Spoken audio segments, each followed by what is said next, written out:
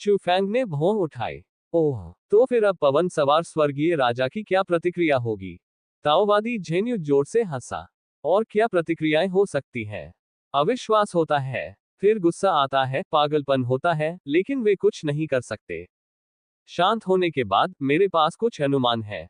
हालांकि मैं निश्चित नहीं हो सकता कि यह छोटे दोस्त चू फैंग और अन्य लोगों द्वारा किया गया था।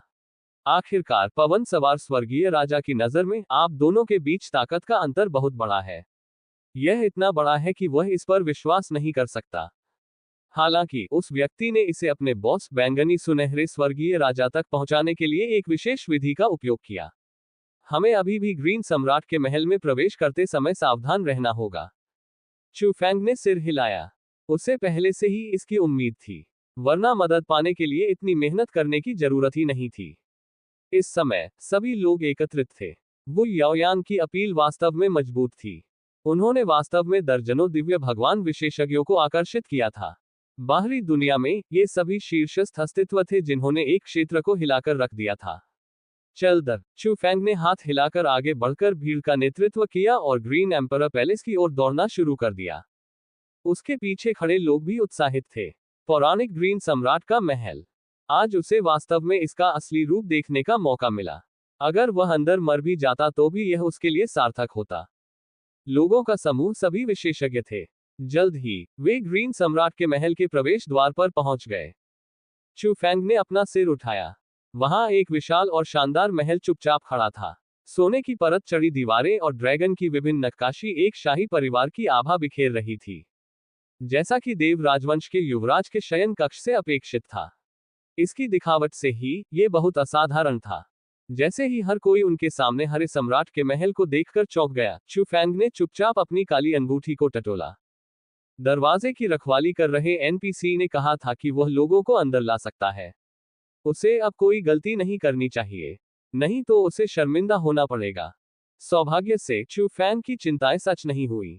उसकी आस्तीन में लगी काली अंगूठी चुपचाप काली रोशनी के साथ टिमटिमा रही थी। उसके सामने ऊंचे हॉल का कसकर बंद किया हुआ दरवाजा धीरे से खुला। इससे चरमराहट की आवाजें आ रही थीं। चू फैंग ने भौं उठाई। अरे, उसने सचमुच दरवाजा खोला। इसमें कोई आश्चर्य नहीं कि गेट ने कहा कि ग्रीन एम्परर्स पैलेस में प्रवेश करना घर आने जैसा था। जब अन्य लोग प्रवेश करते तो वे सभी टोकन के माध्यम से टेलीपोर्ट हो जाते। साफ शब्दों में कहें तो ये तस्करी थी। वु याओयांग ने चू फैंग पर एक और गहरी नजर डाली। कोई आश्चर्य नहीं कि इस आदमी ने कहा कि वह अपनी मर्जी से लोगों को अंदर ला सकता है। उसने दरवाजा भी खोल दिया। क्या इसका मतलब यह नहीं था कि जितने लोग वह चाहे वे अंदर आ सकते हैं? इस बच्चे के रहस्य साधारण नहीं थे। वु याओयांग ने भावुक होकर आह भरी, लेकिन उसके मन में कोई और विचार नहीं था। इसका कारण यह था कि वो परिवार पहले से ही चू फैंग से बंधा हुआ था। अगर चू फैंग को कुछ हो गया तो ईमानदारी से कहूं तो उसे पवित्र भूमि का सामना करने में कोई भरोसा नहीं था। वह केवल इस छोटे से साथी की प्रतीक्षा कर सकता था जो चमत्कार कर रहा था। चू फैंग ने इस बारे में ज्यादा नहीं सोचा। भावुक होकर आह भरते हुए वह अंदर चला गया। उसके पीछे सभी लोग जल्दी से चल पड़े। एक छाया से गुजरने के बाद अचानक सब कुछ स्पष्ट हो गया। उनके सामने जो दृश्य था उसने एक बार फिर सबको चौंका दिया। ऐसा लग रहा था जैसे सभी लोग क्षितिज पर खड़े हैं। दूरी पर दो बादल अमर महल हवा में तैरते हुए बाईं और दाईं ओर ऊंचे खड़े थे। अमर महलों के ऊपर दो विशाल मानवरूपी मूर्तियां गर्व से एक दूसरे के सामने खड़ी थीं, मानो वे किसी बात पर प्रतिस्पर्धा कर रही हो। चू फैंग की तेज नजरों ने पाया कि दोनों मानव मूर्तियों के हाथों में एक समान काली अंगूठी थी। बेशक वे सभी पत्थर से तराशे गए थे, हालांकि ये चू फैंग के दिल में राक्षसी लहरें पैदा करने के लिए पर्याप्त था। ये दो विशाल अस्तित्व कौन है? क्या मेरे हाथ में दो काली अंगूठियां हो सकती हैं? जैसे ही चू फैंग चौंका, उसके बगल में वु याओयांग ने अचानक मानव मूर्तियों में से एक को देखा तो वह चिल्ला उठा, ये लॉर्ड ग्रीन सम्राट है। मैं बहुत भाग्यशाली था कि मुझे लॉर्ड ग्रीन एम्परर का चित्र देखने को मिला। क्या चमत्कार है! यह मूर्ति वास्तव में बहुत सजीव है। मैं इससे एक भयानक दबाव भी महसूस कर सकता हूँ। यह मूर्ति निश्चित रूप से कोई साधारण वस्तु नहीं है। ये शब्द सुनकर चू फैंग ने जल्दी से पूछा, दूसरी मूर्ति कौन है? क्या तुम उसे पहचान सकते हो? वु याओयांग ने भौहें सिकोड़ी और लंबे समय तक सोचा, लेकिन फिर भी उसने अपना सिर हिला दिया। मुझे उसके बारे में कोई जानकारी नहीं है। मैं उसे नहीं जानता, लेकिन मुझे लगता है कि जो व्यक्ति ग्रीन एम्परर का सामना कर सकता है, वह निश्चित रूप से एक असाधारण व्यक्ति होगा। चू फेंग ने गहरी सांस ली और सिर हिलाया। उसे अचानक महसूस हुआ कि देव सम्राट के महल की यह यात्रा अधिक से अधिक अजीब होती जा रही है। उसने पढ़ना जारी रखा। क्लाउड अमर महलों के नीचे एक विशाल भूमि थी जो अनगिनत बादलों से ढकी हुई थी। हालांकि अंतराल के माध्यम से कोई देख सकता था कि जमीन वनस्पति और पहाड़ों से ढकी हुई थी। कोई अंत नहीं दिख रहा था। हालांकि आश्चर्य की बात यह थी कि यह भूमि वास्तव में नियमित वर्गाकार पैटर्न से ढकी हुई थी। वे पहाड़ों या नदियों पर हर जगह थे। यह एक शतरंज की बिसात की तरह लग रहा था। चू फेंग को तुरंत दिलचस्पी हो गई। क्या ये दो बड़े खिलाड़ी यहाँ शतरंज खेल रहे हैं? दुनिया को थाली और पहाड़ों, नदियों और पौधों को मोहरे के रूप में। वो याओयांग ने सहमति में सिर हिलाया। लेकिन अगले ही पल उन दोनों के मुंह पर तमाचा पड़ गया। अचानक बादलों के नीचे से दर्द भरी करुण चीखों की एक श्रृंखला आने लगी। लानत है, लानत है, लानत है। मुझे शतरंज के मोहरे की तरह इस्तेमाल करना, और दुश्मन के पास सभी सैनिकों की एक कतार है। हम कैसे लड़ सकते हैं? मुझे बचाओ, गुरुजी, मुझे बचाओ। मदद के लिए चिल्लाहट सुनकर चू फेंग ने तुरंत अपनी भौहें ऊपर उठा ली। बहुत परिचित। अचानक उसकी अभिव्यक्ति स्थिर हो गई। क्या ये शू वंजुआन की आवाज नहीं है? वो याओयांग उलझन में घूम गया। शू वंजुआन कौन है? मैंने उसके बारे में कभी क्यों नहीं सुना? चू फेंग ने जल्दी से समझाया। वह भी एक प्रतिभाशाली व्यक्ति है जो मेरे साथ इंपीरियल कोर्ट दिव्य महाद्वीप में आया था। लेकिन क्या इस आदमी ने पहले से ही अपने गुरु बिंग याओ को नहीं ढूंढ लिया है? वह अभी भी खतरे में क्यों है? बिंग याओ कहाँ है? क्या वह नहीं जानता कि उसे कैसे बचाया जाए? कुछ और कहने का समय नहीं था। चू फेंग ने अपना हाथ हिलाया। चलो नीचे चलें और देखें। तुरंत ही उसके पीछे स्थित दानव शिकार दल के सदस्य मेचा दानव में विलीन हो गए। यू को अच्छी तरह पता था कि शू वंजुआन को शायद किसी खतरे का सामना करना पड़ सकता है। उन्हें शायद युद्ध लड़ना पड़े। पहले से तैयार रहना बेहतर था। हालांकि इस विलय ने वू याओयांग और ताओवादी झेन्यू को फिर से चौंका दिया। एक और अत्यंत शक्तिशाली शीर्ष स्तरीय लड़ाकू। मैं सचमुच नहीं जानता कि इन छोटे बच्चों के पास कितने तुरुप के पत्ते हैं। वो याओयांग और ताओवादी झेन्यू ने एक दूसरे को देखा और अचानक उन्हें अधिक आत्मविश्वास महसूस हुआ। यदि वह इन नन्हे बच्चों का अनुसरण करता, तो उसे सचमुच पवित्र भूमि से मिलने का मौका मिल सकता था। जैसा कि उन्होंने सोचा था, उनमें से कुछ ने सभी को आगे बढ़ाया और नीचे कूद पड़े। समूह बादलों की परतों को पार कर गया और अंततः अंतहीन भूमि को देखा। हालांकि इस नजर से चू फेंग की आंखें आश्चर्य से चौड़ी हो गईं। चू फेंग ने गहरी सांस ली। उसके सामने प्राचीन रोमन युद्ध क्षेत्र जैसा भव्य दृश्य था। दोनों पक्षों की सेनाएं एक दूसरे के बगल में खड़ी हो गईं। बीच में शतरंज की बिसात पर दोनों पक्षों के योद्धा एक दूसरे से लड़ने लगे। चू फेंग को एहसास हुआ, ये वास्तव में दो बड़े लोग एक दूसरे के साथ शतरंज खेल रहे थे, लेकिन शतरंज के मोहरे वास्तव में अनगिनत सैनिक थे। करीब से निरीक्षण करने पर पता चला कि ग्रीन एम्परर की सेना में कई परिचित चेहरे थे। महामहिम बिंग याओ गंभीर भाव से शतरंज की बिसात के मध्य की ओर देख रही थी। उसके बगल में दाओइस्ट क्विकसेंट था, जो स्वर्गीय पुस्तक अकादमी के उपनिदेशकों में से एक था। इसके अलावा हेवनली बुक अकेडमी के कुछ शीर्ष विशेषज्ञ भी वहां मौजूद थे। जो लोग इंपीरियल कोर्ट दिव्य महाद्वीप में सुबह जल्दी पहुंचे थे, वे सभी मूल रूप से यहां थे। बिंग याओ और अन्य लोगों के अलावा बाकी सेना के सभी लोग प्रेत थे। उनके पूरे शरीर कवच से ढके हुए थे, और उनके चेहरे स्पष्ट रूप से नहीं देखे जा सकते थे। हालांकि कवच के विभिन्न रंग अलग अलग स्तरों का प्रतिनिधित्व करते प्रतीत होते थे। ऐसा प्रतीत होता था कि ये सैनिक दो सर्वोच्च विशेषज्ञों के साथ शतरंज खेलने के लिए यहां मौजूद थे। जहां तक बिंग याओ और अन्य लोगों का प्रश्न है, वे शतरंज के खेल में बाद में शामिल हुए।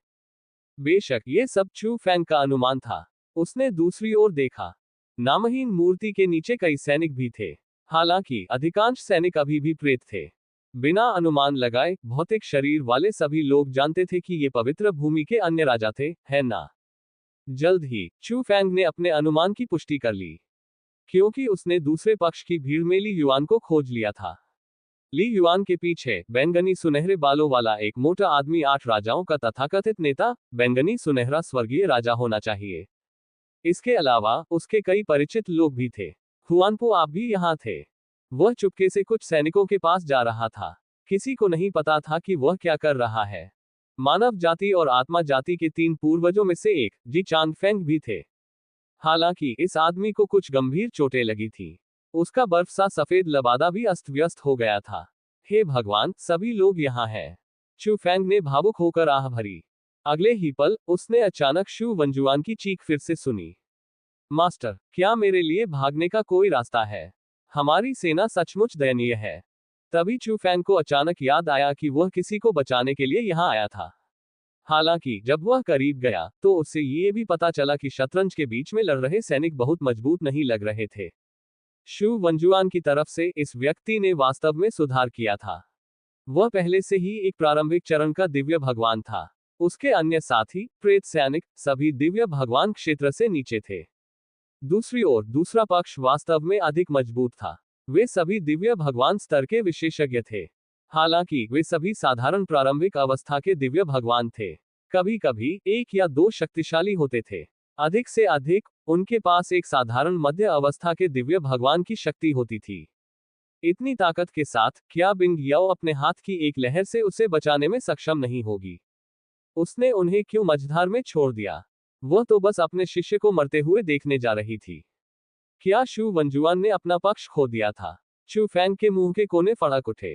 केवल शू वंजुआन, जो बहुत अधिक शक्तिशाली था, अपनी फुर्तीली चाल पर भरोसा करके दूसरे पक्ष की केंद्रित आग से नहीं मारा गया। हालांकि दुश्मन सभी दिव्य भगवान स्तर के थे। जहां तक उनका सवाल है तो शुरुआती चरण के दिव्य भगवानों की संख्या बहुत कम थी। ताकत में अंतर बहुत ज्यादा था। ये सिर्फ समय की बात थी कि वे हार जाएं। ये कहना कठिन था कि वह बच पाएगा या नहीं। संभवतः यही कारण था कि शू वंजुआन लगातार मदद मांगता रहा। जैसे ही वह सोच रहा था, चू फेंग पहले ही शतरंज के बीच में उतर चुका था। उसने इस बारे में ज्यादा नहीं सोचा। अगर उस कुतिया बिंग याओ ने उसे नहीं बचाया होता तो चू फेंग उसे बचा लेता। शू वंजुआन कई बार उसके साथ लड़ चुकी थी और उन दोनों के मन में एक दूसरे के लिए कुछ भावनाएं थी। वह उसे मरते हुए तो नहीं देख सकता था, है ना? आखिरकार प्रारंभिक और मध्य अवस्था के दिव्य प्रभुओं का समूह उसके लिए कुछ भी नहीं था। हालांकि चू फेंग को स्पष्ट रूप से महसूस हुआ कि कुछ गड़बड़ है। उसने सबसे पहले अपने पीछे खड़े लोगों को आवाज भेजी कि वे जल्दबाजी में कोई काम न करें।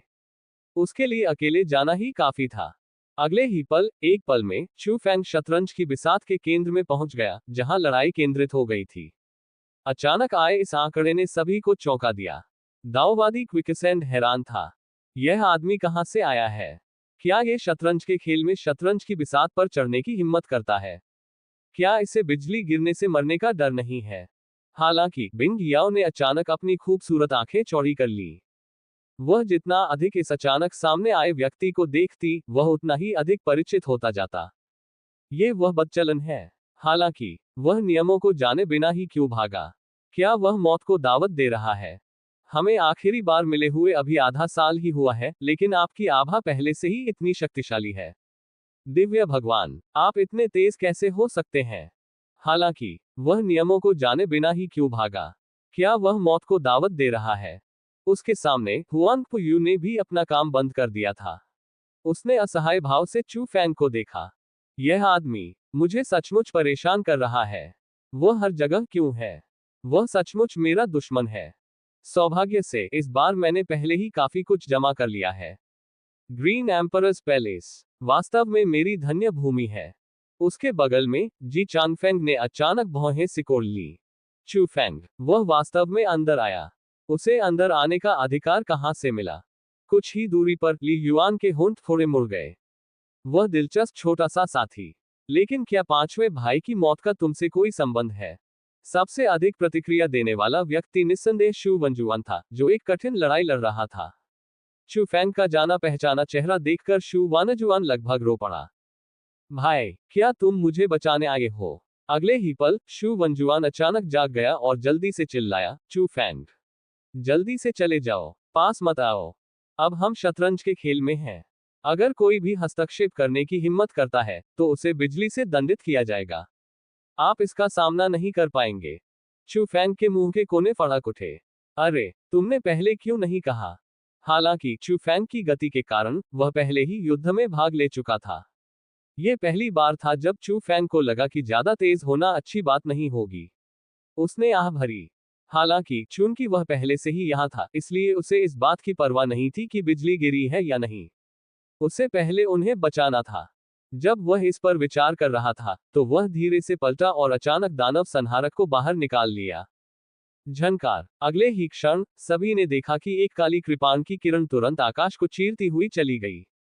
आकाश में उड़ते ड्रैगन की तरह वह आकाश में उड़ गया और अचानक नीचे झपट्टा मारा। जहां भी ब्लेड गुजरा, वहां पौधे हवा में जड़ें जमाने लगे और तेजी से बढ़ने लगे। देखते ही देखते उन्होंने पूरी दुनिया को अपने आगोश में ले लिया। ठीक उसी के तुरंत बाद अनगिनत घुमावदार लताओं ने शू वंजुआन के चारों ओर के सभी दुश्मनों पर अनगिनत उड़ने वाले सांपों की तरह तेजी से वार किया। धमाका! बहरा कर देने वाले विस्फोटों की आवाजें लगातार आती रहीं। 6 प्रारंभिक और मध्य चरण के दिव्य प्रभु जिन्होंने शू वंजुआन को घेर रखा था, वे सभी लगभग एक ही समय में वनस्पति के अनगिनत पत्तों द्वारा मारे गए। प्रेत नष्ट हो गए और उनकी जीवन आभा पूरी तरह से चू फैंग के आत्मा आह्वान जूते और मरे हुए आकर्षण द्वारा अवशोषित कर ली गई। चू फैंग ने भौं उठाए। ये प्रेत वास्तव में वास्तविक जीवन है, और वास्तव में इनमें काफी जीवन शक्ति निहित है। क्या हो रहा है? लेकिन सोचने का समय नहीं था। ऊपर बादलों से गड़गड़ाहट की आवाजें पहले से ही सुनी जा सकती थीं। शायद सजा मिलने ही वाली थी। चू फैंग ने तुरंत हमला किया। एक हल्के झटके के साथ उसने शू वंजुआन को बिंग याओ पर फेंक दिया और उपहास किया। बुरी औरत, अपने शिष्य पर नजर रखो। बिंग याओ ने ठंडी भौहें सिकुड़ी। लेकिन इससे पहले कि वह कुछ बोल पाती, कुछ ही दूरी पर चू फैंग पर बिजली गिर चुकी थी। सबकी निगाहों के सामने चू फैंग पर बिजली गिरने वाली थी। उसने एक ही वार से 6 दिव्य भगवान प्रेत को मार डाला था। चू फैंग की ताकत ने वहां मौजूद सभी लोगों को चौंका दिया। खास तौर पर वे लोग जो चू फैंग को अच्छी तरह से जानते थे। इस समय उनके चेहरे अविश्वास से भरे हुए थे। हुआनपू यू की आंखें सिकुड़ गईं। बहुत मजबूत। अभी तो कुछ ही दिन हुए हैं, लेकिन वह वास्तव में बहुत अधिक शक्तिशाली हो गया है। क्या वह एक उच्च स्तरीय दिव्य भगवान है? कितना मुश्किल आदमी है। जी चांगफेंग की पुतलियां सिकुड़ गईं। क्या राक्षस है? बिंग याओ को तो और भी अधिक अविश्वास हुआ। ये बदचलन, आधे साल पहले वह दिव्य श्रेणी का भी नहीं था। सिर्फ आधे साल में वह पहले से ही 3 टन दिव्य भगवान बन गया है। ये कैसे संभव है? बिंग याओ बेहद शक्तिशाली थी, इसलिए वह स्वाभाविक रूप से चू फैंग के वार की अनुमानित शक्ति का अनुमान लगा सकती थी। हालांकि ये जितना अधिक होता गया, वह उतनी ही अधिक हैरान होती गई। यहां तक कि स्टारलाइट भगवान राजवंश में भी ऐसा राक्षस कभी नहीं दिखाई दिया था। उसने क्या अनुभव किया था? चू फैंग की मार से हर कोई हैरान था। दूसरी ओर चू फैंग के पास इसके बारे में सोचने का समय नहीं था। उसके सिर के ऊपर अनगिनत चमकती हुई बिजली इकट्ठी हो गई थी। चू फैंग का चेहरा हरा हो गया। अरे, क्या यह इतना शक्तिशाली है? दूसरे या तीसरे बारी वाले दिव्य भगवान की बात तो छोड़ ही दीजिए, क्या 5वें या 6ठे बारी वाले दिव्य भगवान इसका सामना कर सकते हैं? मैं तो बस किसी को बचा रहा था। क्या तुम्हें ऐसा करना जरूरी है? इसके अलावा, जो नहीं जानते वे निर्दोष हैं। मेरे आने से पहले किसी ने मुझे नहीं बताया कि मुझे अंदर घुसने की इजाजत नहीं है। आपको विवेकपूर्ण होना होगा। शू वंजुआन अब बच गया, लेकिन चू फैंग को ऐसा लगा जैसे वह किसी बड़े गड्ढे में गिर गया हो। वह चिल्लाया और अपने कान और गाल खुजाने लगा। लेकिन उसे अभी भी खुद को बचाने का कोई रास्ता सोचना था। मेरा ग्रास सेबर सघन जीवन शक्ति से भरा हुआ है। मुझे आश्चर्य है कि क्या यह इसका सामना कर पाएगा। उफ, यह मुश्किल है। मुझे आश्चर्य है कि क्या वह छोटा टेलीपोर्टेशन स्काई फॉर्मेशन मिरर जो मैंने हैवी अर्थ हेवनली किंग से प्राप्त किया है, मुझे सीधे बिजली की सीमा से बाहर ले जा सकता है।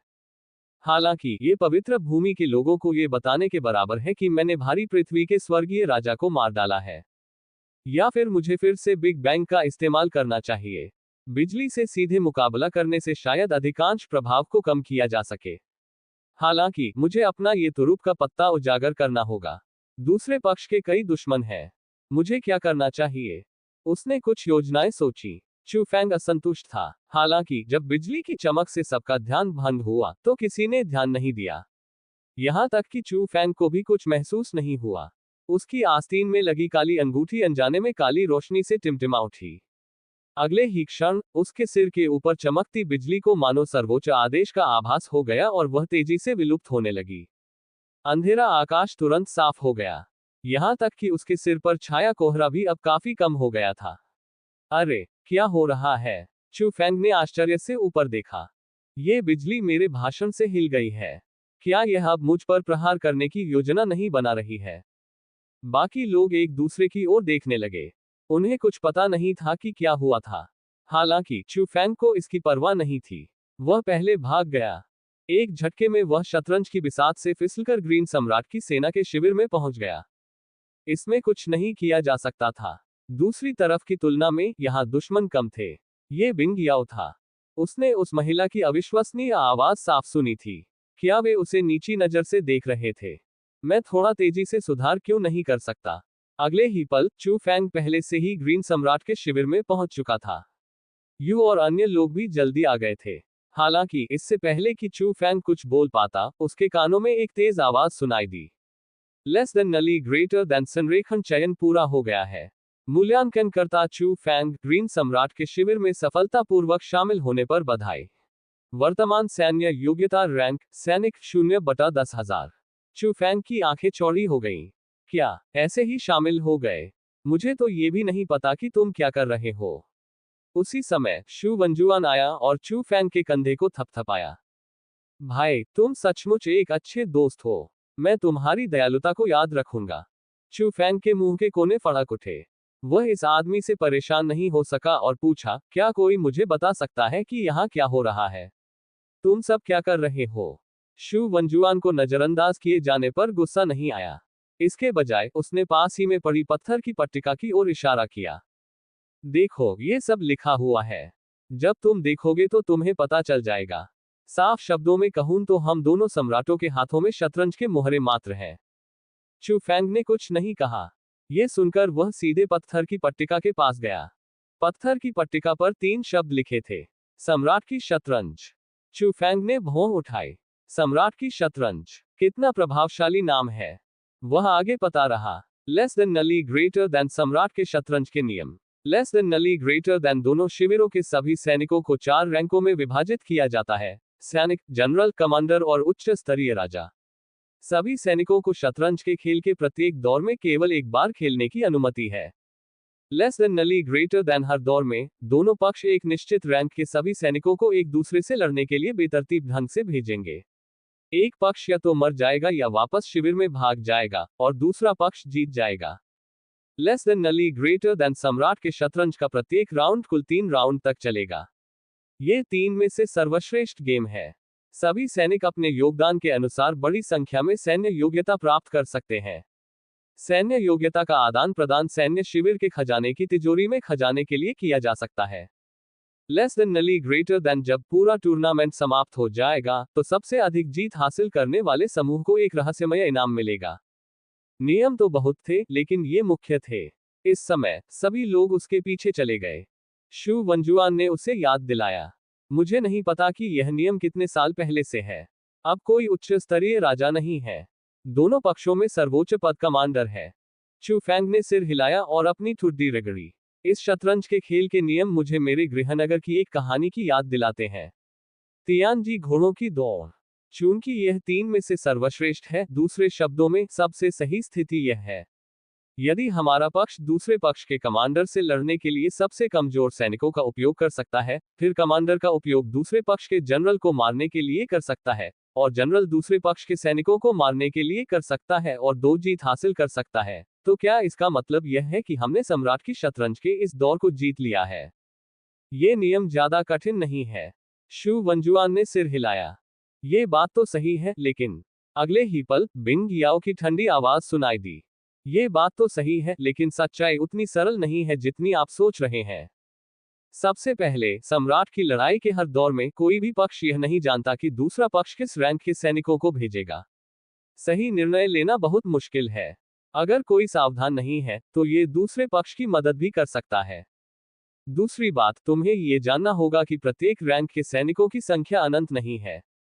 यदि सम्राट की शतरंज के एक निश्चित दौर में इस रैंक के सभी सैनिक थक गए, तो हमें आगे क्या करना चाहिए? हम आसानी से निशाना बन जाएंगे। कोई नहीं जानता कि इस लड़ाई में कितने दौर होंगे। कम से कम हम इसे पहले ही 10 बार से अधिक अनुभव कर चुके हैं, और हम अभी भी अंत से बहुत दूर हैं। तीसरी बात, सम्राट की शतरंज उन 2 सम्राटों के लिए मनोरंजन हो सकती है, लेकिन हमारे लिए हर बार यह जीवन मरण की लड़ाई है। अगर हम मर गए तो हम सचमुच मर जाएंगे। यदि आप एक सैनिक होते और मैं आपसे एक कमांडर से लड़ने के लिए कहता, तो क्या आप हिमाक बिंदु पर होते? इस महिला को ऐसा लग रहा था जैसे उसे ठंड से राहत मिली हो। क्या आप तैयार हैं? जैसे ही बिंग याओ ने बोलना समाप्त किया, माहौल एकदम ठंडा हो गया। इस महिला को ऐसा लग रहा था जैसे उसे ठंड से राहत मिली हो। ये देखकर कि हर कोई थोड़ा असहज था, शू वंजुआन जल्दी से आगे बढ़कर चीजों को सुझाने के लिए आगे आया। चू फैंग, मैं तुम्हें तुमसे मिलवाता हूँ। यह मेरी गुरु है। वह स्वर्गीय पुस्तक अकादमी की उपनिदेशकों में से एक है। वह इन भौतिक सैनिकों में एकमात्र कमांडर भी हैं जो बाद में हमारे शिविर में शामिल हुई। बिंग। चू फैंग ने शू वंजुआन के परिचय को बीच में रोका और उपहास किया। हम फिर मिलेंगे। बुरी औरत, अरे नहीं, यह आदरणीय महामहिम बिंग याओ है। आप पहले भी मिल चुके हैं। शू वंजुआन की आंखें चौड़ी हो गईं। शू वंजुआन की आंखें आश्चर्य से भर गईं। वह समझ नहीं पा रहा था कि चू फैंग, जो पृथ्वी से आया था, अपने गुरु को कैसे जानता था। तार्किक रूप से कहें तो चू फैंग और अन्य लोगों के तीसरी दुनिया में पहुंचने के कुछ समय बाद ही उनके गुरु इंपीरियल कोर्ट दिव्य महाद्वीप में चले गए थे। लेकिन अगले ही पल जब शू वंजुआन को होश आया, तो उसे लगा कि उसने बुरी औरत शब्द सुन लिया है और वह कांपने से खुद को नहीं रोक सका। वह अच्छी तरह जानता था कि उसके मालिक को यह बात नापसंद थी जब दूसरे उसे इस तरह बुलाते थे। एक बार स्वर्गीय पुस्तक अकादमी के उपनिदेशकों में से एक, डुआन यांगयुन का अपने गुरु के साथ लाभों के वितरण को लेकर विवाद हो गया और उसने उन्हें एक बुरी औरत कहा। फिर मामला गंभीर हो गया। जैसे मंगल ग्रह पृथ्वी से टकराया हो, वैसे ही दोनों पक्षों के बीच जीवन मरण की लड़ाई छिड़ गई। उस युद्ध ने स्वर्गीय पुस्तक अकादमी को लगभग खंडहर में बदल दिया। इस वजह से डुआन यांगयुन अगले कुछ वर्षों तक स्वर्गीय पुस्तक अकादमी में फिर से नहीं दिखाई दिया। अब क्या चू फैंग मरना चाहता था? वह आया और बाघ की मूंछों को सहलाया। शू वानजुआन को लगातार डर महसूस हुआ और उसने जल्दी से चू फैंग की ओर आंख मार दी। हालांकि चू फैंग ऐसे बोलता रहा जैसे वह देख नहीं सकता। बुरी औरत, क्या तुम मुझसे उसी रैंक की प्रतियोगिता में हारने के बाद भी द्वेष रखती हो? क्या इसकी कोई जरूरत है? तुच्छ। शू वंजुआन रोना चाहता था। पुनः क्षुद्र, आपने मास्टर की वर्जनाओं के बारे में सब कुछ कह दिया है। अब तो भगवान भी तुम्हें नहीं बचा सकता। हालांकि क्या वास्तव में उन दोनों का ऐसा अतीत था? एक ही रैंक की प्रतियोगिता में, यहां तक कि मास्टर की प्रतिभा वाला कोई भी व्यक्ति चू फैंग का मुकाबला नहीं कर सकता था। यह आदमी बहुत राक्षसी था। जब वह सोच रहा था तो वातावरण और भी ठंडा हो गया। बिंग याओ का सुंदर चेहरा पहले से ही ठंड से भर गया था। आप अच्छी तरह जानते हैं क्यों? इतने सारे लोगों के सामने वह ये कहने में बहुत शर्मिंदा थी कि वह चू फैंग से इतने लंबे समय से नफरत करती थी क्योंकि उसने उसे नग्न देखा था। बेशक वह इस तथ्य को नहीं भूल सकती थी कि वह उसी रैंक के चू फैंग से हार गई थी। संक्षेप में, वह अपने सामने खड़े इस आदमी के प्रति घृणा से दांत पीसने लगी। ये देखकर कि दोनों पक्ष एक दूसरे पर तलवारें तान चुके थे, यू और अन्य लोगों ने लापरवाही बरतने की हिम्मत नहीं की और चू फैंग के पीछे खड़े हो गए। वो याओयांग और ताओवादी जेन यू ने एक दूसरे को देखा और धीरे धीरे एक कदम आगे बढ़ाया। उन्हें चू फैंग द्वारा लाया गया था। दोनों पक्ष सहयोगी थे। स्वाभाविक रूप से वे चुपचाप खड़े होकर कुछ नहीं कर सकते थे। भले ही उसके सामने बैठी ठंडी औरत बहुत शक्तिशाली लग रही थी, फिर भी वह पीछे कैसे हट सकता था। तुरंत चू फैंग द्वारा लाए गए दर्जनों लोगों ने बिंग याओ को घेर लिया। बिंग याओ ने चारों ओर देखा लेकिन केवल नाक भान सिकोड़ी। बेकार लोगों का एक समूह। उनमें से अधिक होने का क्या फायदा है? स्वर्गीय पुस्तक अकादमी द्वारा लाए गए विशेषज्ञों के साथ खिलवाड़ नहीं किया जा सकता था। शू वंजुआन ने जल्दी से समझाया। गलतफहमी, ये सब गलतफहमी है। यदि हमारे पक्ष में आंतरिक कलह है तो दूसरी ओर के लोग खुश होंगे। बिंग याओ को इस बात की चिंता थी। अन्यथा उसके व्यक्तित्व के अनुसार इस तरह अपमानित होने के बाद वह बहुत पहले ही भड़क जाती। इंपीरियल कोर्ट दिव्य महाद्वीप में आने के बाद उसने अपने व्यक्तित्व को काफी निखारा था। उसने एक गहरी सांस ली। माफी मांगो या समग्र स्थिति की परवाह न करने के लिए मुझे दोष मत दो। ठंड स्तंभ सीधे चू फैंग पर वार करता है। चू फैंग मुस्कुराया। ठीक है, बुरी औरत, मैं गलत था। जैसे ही उसने बोलना समाप्त किया, सभी ने एक अत्यंत शक्तिशाली शीत स्तंभ को सीधे चू फैंग पर वार करते देखा। शक्तिशाली उतार चढ़ावों से दुनिया कांप उठी। लेकिन आश्चर्य की बात यह है कि यह हमला अभी शुरू ही हुआ था कि यह स्वतः ही समाप्त हो गया। चू फैंग के चेहरे पर मुस्कान फैल गई और वह हंसने लगा। जैसा कि मैंने उम्मीद की थी। चूंकि ये दो सम्राटों के बीच शतरंज का खेल था, इसलिए वे अपने खेमे में आंतरिक कलह कैसे होने दे सकते थे। उन्होंने ट्रेजर हॉल में ऐसे नियमों का लंबे समय से अनुभव किया था। अगर मैं तुम्हें ऐसा करने नहीं दूंगा, तो तुम सचमुच ऐसा नहीं कर पाओगे। ये दृश्य देखकर बिंग याओ ने तुरंत प्रतिक्रिया व्यक्त की। अपनी बुद्धि से वह स्वाभाविक रूप से समझ सकती थी कि ऐसा क्यों हो रहा है। पहले तो उसे पता नहीं था, क्योंकि अपने ही लोगों पर हमला करने का समय किसके पास होगा। वह बहस या लड़ाई नहीं जीत सकी। एक पल के लिए बिंग याओ इतनी क्रोधित हुई कि उसकी छाती धड़क उठी। वह चुफैंग को घूर कर देखने लगी। चुफैंग के चेहरे पर निडरता का भाव था। ठीक है, ठीक है। अगर आपका मजाक उड़ाया गया तो आप मांस के कुछ टुकड़े नहीं खोएंगे। चलो अब चर्चा करते हैं। हमें आगे क्या करना चाहिए? चूंकि हम एक ही खेमे में शामिल हुए हैं, इसलिए स्वाभाविक रूप से हमें एक साथ मिलकर काम करना चाहिए। इतना छोटा मत बनो। शू वंजुआन ने अपने माथे पर थपकी दी। वह बता सकता था कि चू फैंग तब तक नहीं रुकेगा जब तक वह उसे मौत के घाट न उतार दे। उसने सोचा था कि उसका स्वामी क्रोधित हो जाएगा, लेकिन शू वंजुआन को आश्चर्य हुआ जब उसने देखा कि उसका स्वामी शांत हो गया था। उसके चेहरे पर गुस्सा पूरी तरह गायब हो गया और वह अपने आप पर काबू पा गई। उसके चेहरे पर मुस्कान भी आ गई। क्या सूर्य पश्चिम से उदय हुआ है? शू वंजुआन ने मन ही मन कोसा। कुछ तो गड़बड़ थी। इस बार चू फैंग का दिल भी धड़कने लगा। क्या यह महिला शतरंज खेलते समय मेरे खिलाफ साजिश रच रही है? हिस। हालांकि इससे पहले कि चू फैंग आगे कुछ सोच पाता, जोरदार आवाज फिर से सुनाई दी। लेस देन नली ग्रेटर देन सम्राट के शतरंज के अंतिम दौर के दुर्भावनापूर्ण विनाश के कारण शतरंज के खेल का पिछला दौर अमान्य है। लेस देन नली ग्रेटर देन 15 मिनट बाद सम्राट की शतरंज का 12वां दौर फिर से शुरू होगा। ये व्यापार का समय था। चू फैंग अब बिंग याओ को तंग करने के मूड में नहीं था। उसने शू वंजुआन की ओर देखा। दूसरे शब्दों में, अब तक सम्राट की लड़ाई के कुल 11 दौर हो चुके हैं। जीत की स्थिति कैसी है? शू वंजुआन ने उसे वह सब कुछ बता दिया जो वह जानता था। उसने आह भरते हुए कहा, आह, हमने जितना जीता उससे कहीं ज्यादा खो दिया। दूसरी तरफ बहुत सारे विशेषज्ञ हैं। पवित्र भूमि के 8 राजाओं में से यहाँ कुल 6 हैं। वे सभी अत्यंत शक्तिशाली हैं। मानव आत्मा जाति के जी चांगफेंग भी हैं, जिनसे निपटना भी बेहद मुश्किल है। वहां एक रहस्यमय युवक ली युआन भी है, जो वास्तव में बहुत राक्षसी हो सकता है। मुझे लगता है कि मो तियानकियुन भी उनकी तुलना नहीं कर सकता। क्या ये संभव है? इसके अलावा वे अपनी बात से मुकर जाएंगे और जानबूझकर सैन्य योग्यता रैंक में फंस जाएंगे। उदाहरण के लिए, 2 स्वर्गीय राजाओं ने जानबूझकर सैन्य योग्यता प्राप्त नहीं की, या बल्कि उन्होंने यथासंभव कम सैन्य योग्यता प्राप्त करने की पूरी कोशिश की और अपनी सैन्य योग्यता को सैनिक स्तर पर ही सीमित रखा। आपको क्या लगता है कि हम सैनिक उनसे कैसे लड़ सकते हैं? यहां तक कि जनरल भी उनका मुकाबला नहीं कर सकते।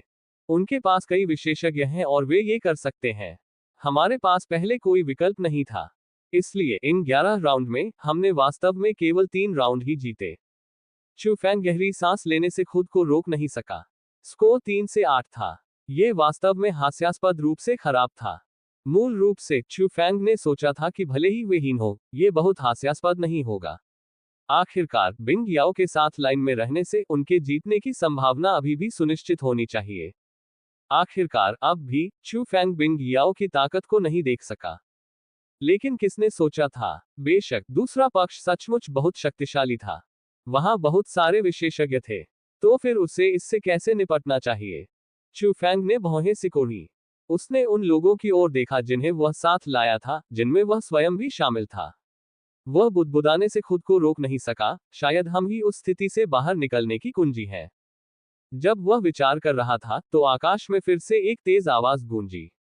लेस देन नली ग्रेटर देन सम्राट की शतरंज का 12वां चक्र अब शुरू होता है। अपने कानों में तेज आवाज सुनकर चू फैंग ने जल्दी से कहा, ये दौर हमारा मौका है। मैं जिन लोगों को लेकर आया हूं, वे सभी विशेषज्ञ हैं। यद्यपि हमारी सैन्य योग्यताएं केवल सैनिक स्तर की हैं, फिर भी हमें विश्वास है कि हम दुश्मन के जनरलों का सामना करके भी जीत सकते हैं। वहां दर्जनों दिव्य भगवान विशेषज्ञ मौजूद थे। चाहे वे कहीं भी हों, यह एक असाधारण शक्ति थी। उनमें चू फैंग, यू, वू याओयांग और दाओवादी जेन यू जैसे उच्च स्तरीय दिव्य भगवान थे। ये कहा जा सकता है कि जब तक वे दूसरे पक्ष के कमांडर से भिड़ने के लिए इतने बदकिस्मत नहीं होते, वे निश्चित रूप से इस दौर को जीत लेंगे। उस स्थिति में उसे बस एक और राउंड जीतने का तरीका सोचना था। चू फैंग ने सीधे कहा, हमारी तरफ, साथ ही प्रेत सैनिकों, उनके स्तर की ताकत क्या है? शू वंजुआन ने चारों ओर देखा और कहा, पिछले 10 राउंड में हमने सभी स्तरों के काफी संख्या में सैनिकों को खो दिया है। हालांकि मोटे तौर पर कहा जाए तो अधिकांश सैनिक दिव्य भगवान के स्तर से नीचे हैं। सभी सेनापति दैवीय प्रभु स्तर के हैं। यहां तक कि मध्यम और उच्च स्तर के दैवीय प्रभु भी हैं। अंतर बहुत बड़ा है। और कमांडर आमतौर पर अत्यंत शक्तिशाली उच्च स्तरीय दिव्य भगवान होते हैं। वे सभी शीर्ष स्तरीय विशेषज्ञ हैं जो 9वें मोड़ निर्वाण के मार्ग पर चले हैं। साधारण तीसरे या चौथे मोड़ दिव्य भगवान बस योग्य नहीं है। उदाहरण के लिए, हमारी तरफ से कुल 2 कमांडर हैं। एक फैंटम सार्जेंट है और दूसरा मेरा मालिक है। कुल 36 जनरल हैं और उनमें से अधिकांश प्रेत सैनिक हैं। उनमें से कुल 30 हैं। हम में से केवल 6 हैं। हालांकि वरिष्ठ दाववादी क्विकसेंट एक चौथे टन दिव्य भगवान है। वह अकेले 10 साधारण जनरलों के बराबर है। यहाँ बहुत से सैनिक हैं। सैकड़ों सैनिक हैं और उनमें से केवल कुछ ही ईश्वरीय भगवान के स्तर के हैं, जिनमें मैं भी शामिल हूँ। इस बिंदु पर शू वंजुआन अजीब तरह से मुस्कुराया। उसके लिए दिव्य प्रभु के क्षेत्र में प्रवेश करना आसान नहीं था, इसलिए उसे अभी तक सैन्य योग्यता अर्जित करनी थी। चू फैंग ने भौं उठाए। ये ताकत बहुत अच्छी लग रही थी। यदि वह अपने साथ लाए गए लोगों को भी इसमें शामिल कर ले, तो जब सभी ने पर्याप्त सैन्य योग्यता अर्जित कर ली होगी, तो उनकी सामान्य स्तर की ताकत दोगुनी से भी अधिक हो जाएगी। दुश्मन शिविर के बारे में क्या? शू वंजुआन अजीब तरह से मुस्कुराया। दोनों पक्षों के काल्पनिक सैनिकों की संख्या और ताकत वास्तव में लगभग समान है। बात सिर्फ इतनी है कि उनके पक्ष में बहुत अधिक विशेषज्ञ हैं। कुल 4 कमांडर हैं। एक प्रेत सैनिक के अलावा 8 स्वर्गीय राजाओं में सबसे बड़ा बैंगनी सुनहरा स्वर्गीय राजा, दूसरा हरा लकड़ी का स्वर्गीय राजा और मानव आत्मा जाति का जी चानफेंग भी है। चू फैंग ने भौं उठाए। जी चानफेंग वास्तव में इतना शक्तिशाली था। वह वास्तव में पहले नहीं बता सकता था। हालांकि चूंकि इस व्यक्ति ने हुआनपुयू को चुना था और दूसरे पक्ष के खेमे में शामिल हो गया था, इसलिए वह दुश्मन था। कहने के लिए ज्यादा कुछ नहीं था। शू वंजुआन चू फैंग की उलझन को नहीं समझ पाया और परिचय देना जारी रखा। सामान्य स्तर, दोनों पक्षों के लोगों की संख्या लगभग समान है। 30 प्रेत सैनिकों के अलावा सूरजमुखी जल स्वर्गीय राजा और अग्नि प्रतिकारक स्वर्गीय राजा, ली युआन हुआनपुयू। लेकिन मुख्य बात यह है कि ये सभी लोग उच्च स्तरीय दिव्य भगवान हैं। एक व्यक्ति हम में से कई लोगों के बराबर है। हमारे जनरलों ने एक बार दूसरे पक्ष का सामना किया था, लेकिन वे लगभग मेरे जैसे दिव्य भगवान थे। कोई रास्ता नहीं है जिससे हम उन्हें हरा सकें। ईमानदारी से कहूं तो मुझे लगता है कि हम सैनिकों के बीच का अंतर सबसे बड़ा है। अगर हम पहले स्पर्श में ही हार गए, हम सिर्फ दाववादी क्विकसेंट के साथ उनके मुकाबले में नहीं हैं। ये सुनकर चू फैंग ने भौहें सिकुड़ी और फुसफुसाया, कमांडर और जनरल सभी नुकसान में हैं। कोई आश्चर्य नहीं कि हमने जितना जीता उससे अधिक खो दिया। शू वंजुआन ने हल्की खांसी की। सैनिक स्तर पर भी हम कमजोर हैं। क्या मैंने अभी नहीं कहा? दूसरा पक्ष बेशर्म है। 7वां भाई बेरसेक लाइटनिंग हेवनली किंग और 8वां भाई हेजी मिस्ट हेवनली किंग। ये दोनों लोग सैन्य योग्यताएं जमा नहीं करते हैं और सिर्फ सैनिक स्तर पर ही रहते हैं। हालांकि ये दोनों केवल साधारण द्वितीय मोड़ दिव्य भगवान हैं, चाहे वे कितने भी साधारण क्यों न हो। वे अभी भी उच्च स्तरीय दिव्य भगवान विशेषज्ञ हैं जिन्होंने निर्वाण का अनुभव किया है। हमारे पक्ष में दिव्य भगवानों का एक समूह और मेरे जैसे कुछ साधारण प्रारंभिक चरण के दिव्य भगवानों के साथ कोई रास्ता नहीं है जिससे हम उन्हें हरा सके। ईमानदारी से कहूं तो मुझे लगता है कि हम सैनिकों के बीच का अंतर सबसे बड़ा है। अगर हम उनसे भिड़ गए तो हम निश्चित रूप से हार जाएंगे। शू वंजुआन की दयनीय आवाज सुनकर चू फैंग अवाक रह गया। तो फिर आप कैसे जीत गए? ताकत में इतने बड़े अंतर के साथ, तार्किक रूप से कहें तो आपके लिए एक राउंड में जीतना असंभव है। शू वंजुआन ने आह भरी। तो यह इस खेल की विशेषता है। क्योंकि हम एक दूसरे के उपस्थिति क्रम को नहीं जानते, जब तक हम एक दूसरे को एक रैंक से दबा सकते हैं और सैनिकों को दूसरे पक्ष के कमांडर से लड़ने दे सकते हैं, तब तक जीतने की उम्मीद अभी भी है। चू फैंग आह भरने से खुद को रोक नहीं सका। ऐसी स्थिति में अब तक जीवित रहना आपके लिए सचमुच आसान नहीं है। ऐसी स्थिति में क्या सैनिक तोप का चारा नहीं है? शू वंजुआन अजीब तरह से मुस्कुराया। हम क्योंकि हम जानते हैं कि हम निश्चित रूप से हारेंगे, इसलिए हम अपनी ही पार्टी के करीब रहते हैं। एक बार लड़ाई शुरू हो जाए तो हम तुरंत अपनी पार्टी में वापस भाग जाएंगे। आखिरकार दूसरे पक्ष के पास बहुत कम कमांडर हैं। भले ही वे शक्तिशाली हों, वे आमतौर पर बहुत से लोगों को नहीं मार सकते। सबसे खतरनाक बात तो वास्तव में किसी जनरल से मुठभेड़ करना है। उदाहरण के लिए अभी अभी के दृश्य में दूसरी तरफ बहुत से लोग थे और उनकी ताकत ने हमारी ताकत को कुचल दिया। बचकर निकलना मुश्किल था। चू फेंग ने जब शू वंजुआन का वर्णन सुना तो वह गहरी सोच में पड़ गया। ऐसा प्रतीत होता है कि दोनों पक्षों की ताकत परिणाम का केवल एक हिस्सा थी, तथा दोनों पक्षों की उपस्थिति का क्रम ही महत्वपूर्ण था। चाहे आप कितने भी ताकतवर क्यों ना हो, वे आपसे निपटने के लिए बस हथियार का इस्तेमाल कर रहे हैं। क्या आप कुछ नहीं कर सकते? यह तो कहा ही जा सकता है कि उनकी टीम के लिए 3 राउंड जीतना आसान नहीं था। उसका भाग्य कितना अद्भुत था। अन्यथा चू फेंग की राय में यह उचित होगा यदि वे एक राउंड में नहीं जीत सकते। दुर्भाग्यवश मैं दूसरे पक्ष की उपस्थिति का क्रम नहीं जान पा रहा हूं। चू फेंग ने बुदबुदाया। अन्यथा ताकत में कितना भी बड़ा अंतर क्यों न हो, उचित व्यवस्था के तहत जीतने की संभावना अभी भी थी। जब वह सोच रहा था तो आकाश में ऊंची आवाज फिर से गूंजी। कृपया प्रतिभागियों की उपस्थिति का क्रम तय करें। तय होने के बाद इसे बदला नहीं जा सकता। इस समय शू वंजुआन ने कुछ सोचा और जल्दी से समझाया, वैसे एक और छोटा नियम है। कमांडर को उपस्थिति के क्रम का सुझाव देने का अधिकार है। यदि कमांडर यह सुझाव नहीं देता है तो मूर्ति सम्राट यादृच्छिक रूप से चयन करेगा।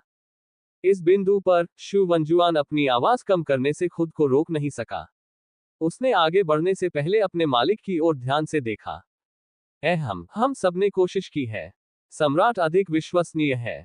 क्योंकि हमारे पक्ष का सम्राट दूसरे पक्ष की तुलना में अधिक शक्तिशाली प्रतीत होता है, इसलिए हम आमतौर पर सुझाव देने के अपने अधिकार का प्रयोग नहीं करते हैं।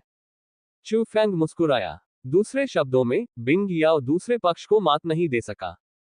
उपस्थिति का क्रम वास्तव में एक मनोवैज्ञानिक खेल था। अगर वह जीत नहीं पाती तो वह इसे केवल भाग्य पर छोड़ सकती थी।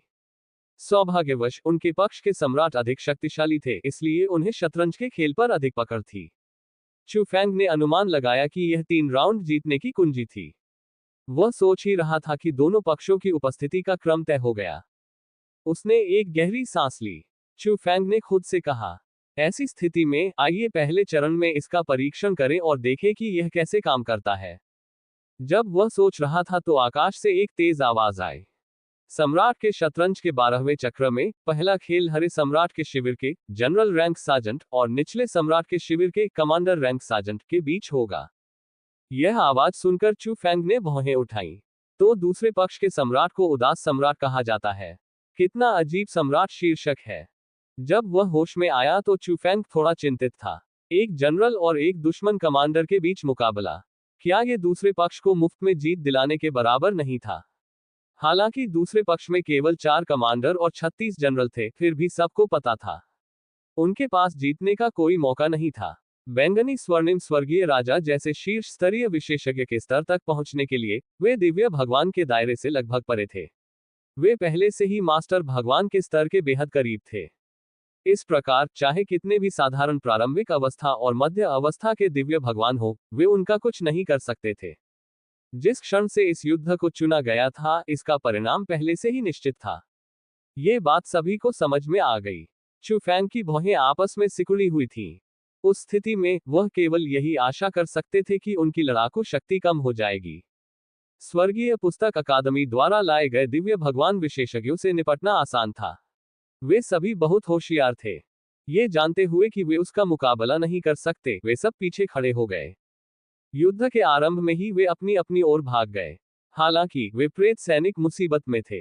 यद्यपि उनकी युद्ध शक्ति असाधारण थी और उनमें वास्तविक जीवन की आभा भी थी, फिर भी उनमें कोई बुद्धिमत्ता नहीं थी। युद्ध में वे केवल अपनी अंतर्ज्ञान पर ही निर्भर रहते थे। चू फेंग को नहीं पता था कि ये प्रेत सैनिक कैसे बने थे। हालांकि वास्तव में उनकी युद्ध शक्ति आमतौर पर समान रैंक के साधारण योद्धाओं की तुलना में कमजोर थी। सबसे महत्वपूर्ण बात यह है कि ये लोग कोई चाल नहीं चलेंगे। वे सभी आगे थे। वे मृत्यु से नहीं डरते थे। वास्तविक युद्ध के मैदान में ये वास्तव में एक तेज धार वाला हथियार होगा जो सीधे दुश्मन के दिल में घुस जाएगा। लेकिन शतरंज के इस खेल में तो यह विशेष रूप से मूर्खतापूर्ण लग रहा था। वे दूसरे पक्ष के कमांडर के लिए लगभग जीवित लक्ष्य थे। क्या इन प्रेत सैनिकों को पीछे हटाने का कोई तरीका है? चू फेंग ने अपना सिर झुकाया और शू वंजुआन को देखा। शू वंजुआन ने कंधे उचका दिए। मैं इसे इस तरह से कहूंगा। शुरुआत में 100 से अधिक सामान्य स्तर के प्रेत सैनिक थे। चू फेंग के मुंह के कोने फड़क उठे। ठीक है, जो लोग चले गए वे स्वाभाविक रूप से वे लोग थे जो पहले ही मर चुके थे। उस स्थिति में यदि उसने इन प्रेत सैनिकों को मौत के घाट नहीं उतरने दिया होता तो ये लोग शायद पीछे हटना नहीं जानते। जैसे ही आकाश में ऊंची आवाज ने आदेश दिया, दोनों ओर से सैनिक प्रवेश करने लगे। उसने उन काल्पनिक सैनिकों की ओर देखा जो स्पष्टतः मरने वाले थे और उसके पास से गुजर रहे थे। चू फेंग असहाय था। इस दौर के बाद जनरल शायद फिर से गंभीर रूप से घायल हो जाएंगे। अचानक चू फेंग को कुछ सूझा। उसने चुपचाप अपने हाथ में काली अंगूठी सक्रिय कर दी। चू फेंग के अनुसार उसके हाथ में काली अंगूठी का ग्रीन सम्राट के महल से गहरा संबंध था। अमर महल के ऊपर 2 मूर्तियों के हाथों में भी एक पत्थर की काली अंगूठी थी। तो क्या यह संभव था कि उसकी काली अंगूठी इस जगह के मालिक की हैसियत के बराबर थी? क्या वह इन काल्पनिक सैनिकों को आदेश दे सकता था? हालांकि अगले ही पल चू फेंग निराश हो गया। चाहे उसने काली अंगूठी को कैसे भी सक्रिय किया हो, उसके पास से गुजर रहे प्रेत सैनिकों ने कोई प्रतिक्रिया नहीं की। जैसा कि अपेक्षित था, ये काम नहीं करता है। चू फेंग ने अपने होंठ दबा लिए। जैसे ही वह निराश हो रहा था, अचानक उसे आश्चर्य हुआ। एकमात्र प्रेत सेनापति जो पहले से ही नीदरलैंड सम्राट के शिविर में शतरंज के खेल के केंद्र में चला गया था, थोड़ा कांपने लगा। उसकी खाली आंखें अवचेतन रूप से चू फेंग की दिशा में देख रही थी। क्या चल रहा है? चू फेंग की आंखें तुरंत चौड़ी हो गईं। जब मैंने काली अंगूठी सक्रिय की तो मेरे सैनिकों ने प्रतिक्रिया क्यों नहीं की? इसके बजाय दूसरे पक्ष के सैनिकों में उतार चढ़ाव आया। किसी को यह जानना था कि शतरंज के खेल के बीच में प्रेत सैनिक एक कमांडर स्तर का अस्तित्व था। वह बेहद शक्तिशाली था। भले ही उसके पास बुद्धि न हो, लेकिन वह निश्चित रूप से ऐसा व्यक्ति नहीं था जिसकी तुलना एक साधारण चौथे या 5वें बारी वाले दिव्य भगवान से की जा सके। ऐसा विशेषज्ञ कोई निरर्थक काम कैसे कर सकता है? इसलिए चू फेंग की आंखें तुरंत चमक उठी। उसका दिमाग तेजी से चलने लगा। अपने विचारों को सत्यापित करने के लिए चू फेंग ने काली अंगूठी को सक्रिय करना जारी रखा। आशा के अनुसार दूसरे पक्ष का प्रेत कमांडर फिर से आगे बढ़ा। उसके बगल में बैंगनी सुनहरे स्वर्गीय राजा ने अपने साथी को असमंजस में देखा। हालांकि वह इस काल्पनिक कमांडर की युद्ध शक्ति को कमतर आंकता था, फिर भी इसके साथ भले ही उनका सामना ग्रीन एम्परर के कैंप के कमांडर से हो, वे फिर भी 2 पर 1 स्थिति बना सकते थे। उनके पास पूर्ण लाभ था। लेकिन आज इस आदमी को क्या हो गया था? वह युद्ध से पहले क्यों आगे बढ़ेगा? इस समय चू फेंग का दिल उथल पुथल में था। उन्होंने एक बात की पुष्टि पहले ही कर दी थी। उसके हाथ में जो काली अंगूठी थी, वह उसके सामने बैठे सम्राट की थी, क्योंकि यह वास्तव में उसके सामने खड़े प्रेत सैनिकों को प्रभावित कर सकता था और उन्हें नियंत्रित भी कर सकता था। चू फेंग ने चुपचाप अपना मुंह खोला। प्रेत कमांडर ने भी अपना मुंह खोला। अरे, अब मैं आमिर हूं। चू फेंग ने गला साफ किया। क्या इसका मतलब यह नहीं था कि उसने दूसरी तरफ अनगिनत जासूस तैनात कर रखे थे? अगले ही पल चू फेंग ने जल्दी से अपना नियंत्रण समाप्त कर दिया, क्योंकि युद्ध पहले ही शुरू हो चुका था। चू फेंग को चिंता थी कि वह खुद को उजागर कर देगा। उनकी युद्ध संबंधी जागरूकता निश्चित रूप से इन शीर्ष विशेषज्ञों के बराबर नहीं हो सकती। हालांकि वह पहले से ही इस बात पर विचार कर रहा था कि इसका उपयोग कैसे किया जाए। धीरे धीरे चू फेंग के दिमाग में एक उत्कृष्ट विचार बना। यदि योजना काम कर गई, तो वह सम्राट की शतरंज के हर दौर का परिणाम आसानी से निर्धारित करने में सक्षम प्रतीत होता है। चू फेंग ने हौंकते हुए कहा। वह अचानक अपने विचार से चौंक गया। उसने अपने हृदय में उत्तेजना को दबा लिया। वह इसे अपने चेहरे पर दिखाने की हिम्मत नहीं कर सका, क्योंकि उसकी योजना की शर्त यह थी कि वह दूसरे पक्ष को यह एहसास न होने दे कि वह उनके शिविर के प्रेत सैनिकों को नियंत्रित करने की क्षमता रखता है। तभी इसे लागू किया जा सकेगा। जैसे ही वह ये सोच रहा था, शतरंज के खेल के बीच में लड़ाई शुरू हो चुकी थी। जैसा कि सभी को उम्मीद थी, लड़ाई पूरी तरह एक तरफा थी। स्वर्गीय पुस्तक अकादमी के कुछ दिव्य प्रभु तुरंत अपने शिविर में वापस चले गए। जहां तक बुद्धि से रहित प्रेत सैनिकों का प्रश्न है, उन सभी ने लड़ने का साहस किया और अपने सामने के चारों सेनापतियों से युद्ध किया। हालांकि संख्या में उनके पास पूर्ण बढ़त थी, फिर भी वे एक एक करके आसानी से पराजित हो गए। इतने कम समय में ही उन्होंने 4 और प्रेत सैनिकों को खो दिया। बैंगनी सुनहरे स्वर्गीय राजा की आंखों में खुशी की एक झलक दिखाई दी जब वह चिल्लाया, इस दौर में हमने वास्तव में हमारे सामने जनरलों को खड़ा किया। ये जीवन में एक बार मिलने वाला अवसर है।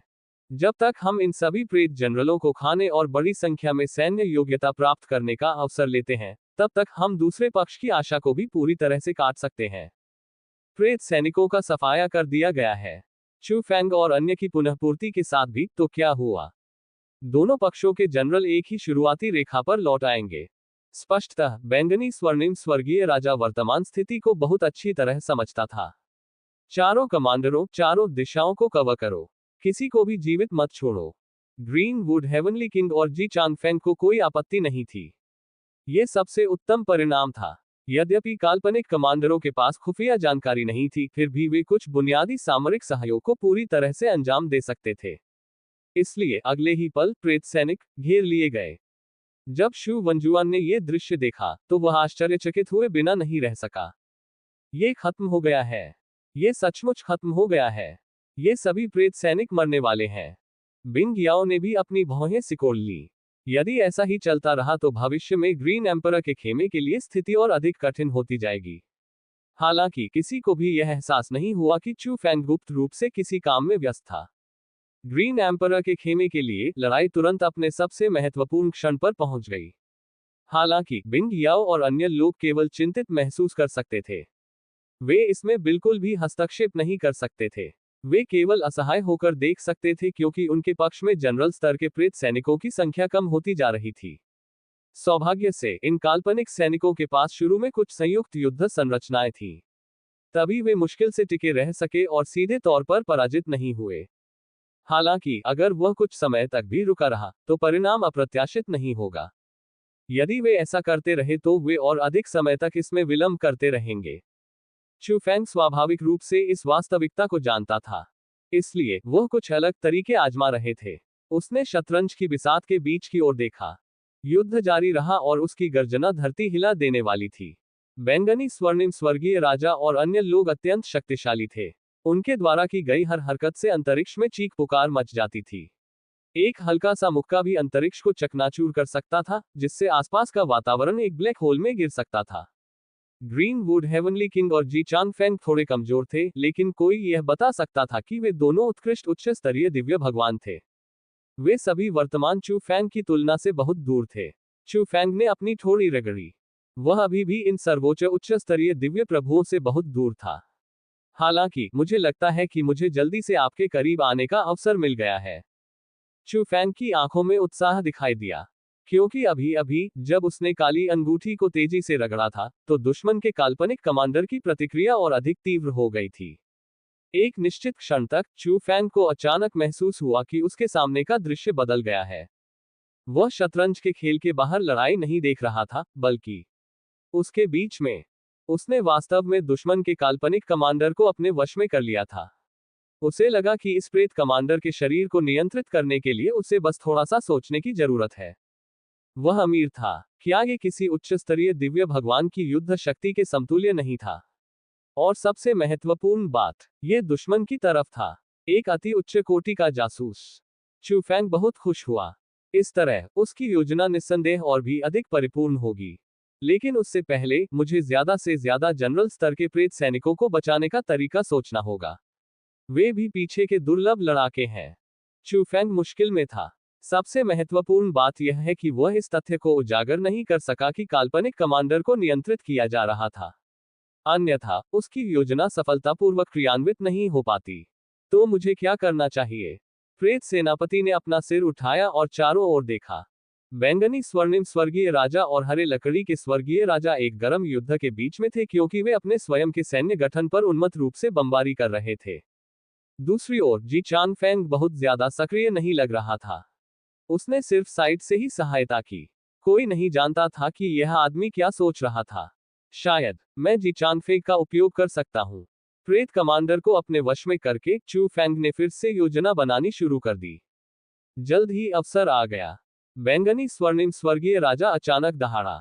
ग्रीनवुड, जी चान फेंग, आप में से कुछ लोग मेरे साथ सहयोग करें। मैं बाद में उनके सैन्य गठन को तोड़ने के लिए एक घातक चाल का उपयोग करूंगा। तीनों पक्षों की अच्छी तरह से रक्षा करें और उन्हें भागने न दें। बड़े भाई, बस देखते रहो, हरे लकड़ी के स्वर्गीय राजा ने तुरंत जवाब दिया। दूसरी ओर जी चान फेंग ने केवल थोड़ा सिर हिलाया और कुछ नहीं बोला। बैंगनी सुनहरे स्वर्गीय राजा को इसकी परवाह नहीं थी। वह जानता था कि इस आदमी के मन में कुछ और ही विचार है, लेकिन जब तक वह आदमी उसके रास्ते में नहीं आता, तब तक उसे कोई परेशानी नहीं हो सकती थी। आखिरकार वे दोनों ही नीदरलैंड सम्राट के शिविर से थे। जहां तक काल्पनिक कमांडर की प्रतिक्रिया का सवाल है, किसी ने भी उसकी ओर नहीं देखा। सभी जानते थे कि ये लोग केवल मानवरूपी कठपुतलियां हैं जिनमें केवल कुछ युद्ध करने की प्रवृत्ति है। उनसे बकवास करने की कोई जरूरत नहीं थी। चू फैंग ये सुनकर खुश हुआ। वह खुद को उजागर करने से डर रहा था। ठीक उसी के तुरंत बाद बैंगनी स्वर्णिम स्वर्गीय राजा अचानक दहाड़ा। एक भयानक ऊर्जा का उतार चढ़ाव उसके हाथ में इकट्ठा हुआ और दर्जनों फीट लंबी और चौड़ी प्रकाश तरंग में संघनित हो गया। अगले ही क्षण प्रकाश की लहर अचानक बाहर निकली और प्रेत सैनिकों की पंक्ति से टकराए। धमाका! एक तीखी आवाज के साथ दर्जनों प्रेत सैनिक एक ही समय में उड़ गए। अविनाशी संरचना भी पूरी तरह से बिखर गई। उसी समय ग्रीनवुड स्वर्गीय राजा, जी चांगफेंग और प्रेत कमांडर सभी ने एक ही समय में अपनी स्वर्गीय क्षमता का उपयोग करके तीनों पक्षों को घेर लिया, ताकि किसी भी प्रेत सैनिक को भागने का अवसर न मिल सके। पिछले पैटर्न के अनुसार एक बार सैन्य संरचना टूट जाने पर ये प्रेत सैनिक भागने का विकल्प चुनते थे। ऐसी घटना को रोकने के लिए बैंगनी स्वर्णिम स्वर्गीय राजा ने पहले से ही सब कुछ व्यवस्थित कर दिया था। इस समय यह एक ऐसा जाल था जिससे बचना असंभव था। चाहे कितने भी प्रेत सैनिक हो, उनमें से कोई भी बच नहीं सकता था। लेकिन यह एक संयोग था। प्रेत कमांडर का हमला थोड़ा टेढ़ा था, लेकिन इससे जी चांगफेंग की तरफ का जाल टूट गया। इस तरह परिणाम ये हुआ कि प्रेत कमांडर की तरफ का पिंजरा अभी भी कड़ा था, लेकिन जी चांगफेंग का पक्ष उजागर हो गया था। इसके अलावा जी चांगफेंग संयोगवश उसी दिशा में था जहां प्रेत सैनिकों को उड़ाया गया था। क्या यह संयोग नहीं था? भागते हुए प्रेत सैनिक उन दरारों से ऐसे बाहर निकले जैसे बिल्लियों ने खून की गंध सूंघ ली हो। फिर वे बिना पीछे देखे अपने शिविर की ओर भाग गए। यह दृश्य देखकर जी चांगफेंग ने आश्चर्य से अपने बगल में खड़े प्रेत कमांडर की ओर देखा और अनिश्चितता से बुदबुदाया, संयोग या कुछ और? क्या अभी वह आया था? लेकिन ऐसा नहीं होना चाहिए। वे बुद्धिहीन कठपुतली मात्र है। जी चांगफेंग हैरान था, लेकिन उसने कुछ नहीं कहा। ऐसा इसलिए था क्योंकि अगर बात बाहर आ गई तो कोई भी उस पर विश्वास नहीं करेगा। वे केवल यही सोचेंगे कि वह अपनी जिम्मेदारी से बच रहा है। वह सोच ही रहा था कि अचानक उसके कानों में एक अत्यंत भयंकर गर्जना गूंजी। हरामी! बैंगनी स्वर्णिम स्वर्गीय राजा अचंभित रह गया। यह अचानक क्यों ढह गया? वहां तो कोई चिन्ह ही नहीं था। शीर्षस्थ उच्चस्तरीय दिव्य प्रभुओं के एक समूह ने वास्तव में कुछ साधारण दिव्य प्रभुओं को भागने दिया था। जी चांगफेंग, तुमने ये जानबूझकर किया था, है ना? बैंगनी स्वर्णिम स्वर्गीय राजा ने इसे बहुत स्पष्ट रूप से देखा। ऐसा इसलिए हुआ क्योंकि जी चांगफेंग के साथ कुछ ऐसा हुआ था कि मूल रूप से अच्छी स्थिति अचानक खत्म हो गई। धत्तेरी की, तुम पहले कुछ भी नहीं कर रहे थे। तुम क्या करना चाहते हो? बैंगनी स्वर्णिम स्वर्गीय राजा ने उसे घूरकर देखा और गुर्राया। जी चांगफेंग, मैं तुम्हें और अधिक गंभीर होने की सलाह देता हूं। अन्यथा मैं गारंटी नहीं दे सकता कि जब यह मामला खत्म हो जाएगा, तब भी तुम्हारी मानव आत्मा जाति अभी की तरह लापरवाह बनी रहेगी। हमारा दिव्य महाद्वीप अभी भी बहुत प्रतिस्पर्धी है, क्या तुम सहमत नहीं हो? एक स्पष्ट धमकी। क्रोध में बैंगनी स्वर्णिम स्वर्गीय राजा अब और कुछ भी करने में असमर्थ था। उसने मूल रूप से पूरे महाद्वीप की शक्ति को मजबूत करने की योजना बनाई थी। हालांकि हमेशा कुछ उपद्रवी लोग इधर उधर कूदते रहते थे। मानव आत्मा जाति, दानव आत्मा जाति और तथाकथित वो परिवार। वह लंबे समय से सहन कर रहा था। अब जब महान युग आने वाला था, केवल एकीकृत शाही दरबार दिव्य महाद्वीपी सबसे अधिक प्रतिस्पर्धी था। जब जी चांगफेंग ने बैंगनी सुनहरे स्वर्गीय राजा के शब्द सुने तो उसके माथे पर बल पड़ गए, लेकिन वह बिल्कुल भी डरा नहीं। कुछ क्षण की चुप्पी के बाद उसने अपनी आस्तीन ऊपर उठाई। तो फिर कोशिश करके देखो। मेरी मानव आत्मा जाति अभी भी लड़ने में सक्षम है। ऐसा कहकर वह नीचे के सम्राट के शिविर में वापस आ गया और आराम करने के लिए अपनी आंखें बंद कर ली। उसने पवित्र भूमि से आए क्रोधित लोगों को अनदेखा कर दिया। तो क्या हुआ अगर वे एक ही खेमे से थे? क्या वे एक दूसरे पर हमला कर सकते थे? जहां तक उन जबरदस्त धमकियों का सवाल है, आप ऐसा कह रहे हैं जैसे मैं आपकी बात सुन रहा हूं और आप मानवीय भावना को खुलकर सामने आने देंगे। हास्यास्पद। अंधेरे में चू फैंग ने आंतरिक कलह को देखा और खुद पर हंसा। तो क्या होगा अगर मैं तुम्हें मारने के लिए किसी और का इस्तेमाल करूं? ये सब चू फैंग द्वारा सावधानीपूर्वक योजनाबद्ध किया गया था। वह न केवल उन काल्पनिक सैनिकों को बचा सकता था, बल्कि वह स्वयं को भी उजागर नहीं होने देता। आखिरकार बैंगनी स्वर्णिम स्वर्गीय राजा और अन्य लोग मूर्ख नहीं थे। यदि चू फैंग ने प्रेत कमांडर को हमला करने के लिए नियंत्रित किया, तो क्या कोई समस्या नहीं होगी। उस समय एक बार जब बैंगनी सुनहरा स्वर्गीय राजा और अन्य लोग पहरे पर होंगे, तो उसके लिए अपनी योजना को अंजाम देना बहुत मुश्किल होगा। चू फैंग के लिए कमांडर की पहचान बेहद महत्वपूर्ण थी। दरअसल, अगर अभी उपयुक्त अवसर न होता, तो भले ही ये सभी सामान्य स्तर के प्रेत सैनिक हो गए होते, चू फैंग ने जोखिम नहीं उठाया होता।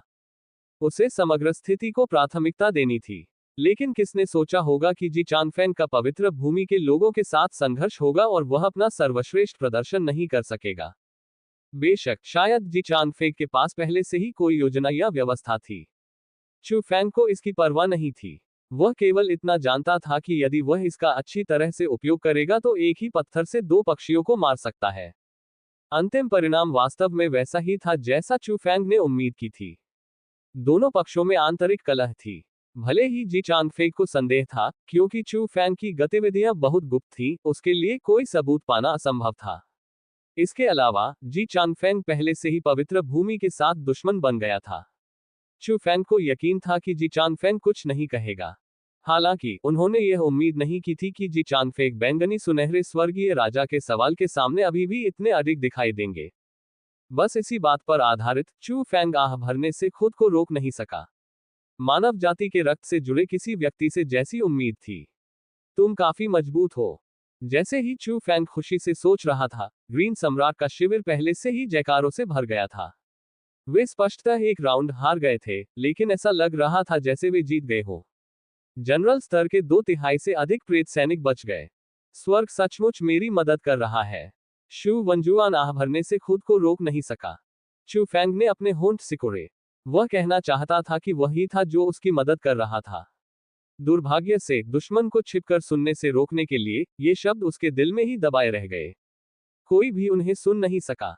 दूसरी ओर दूसरा पक्ष चुप था। किसी की भी जोर से सांस लेने की हिम्मत नहीं थी।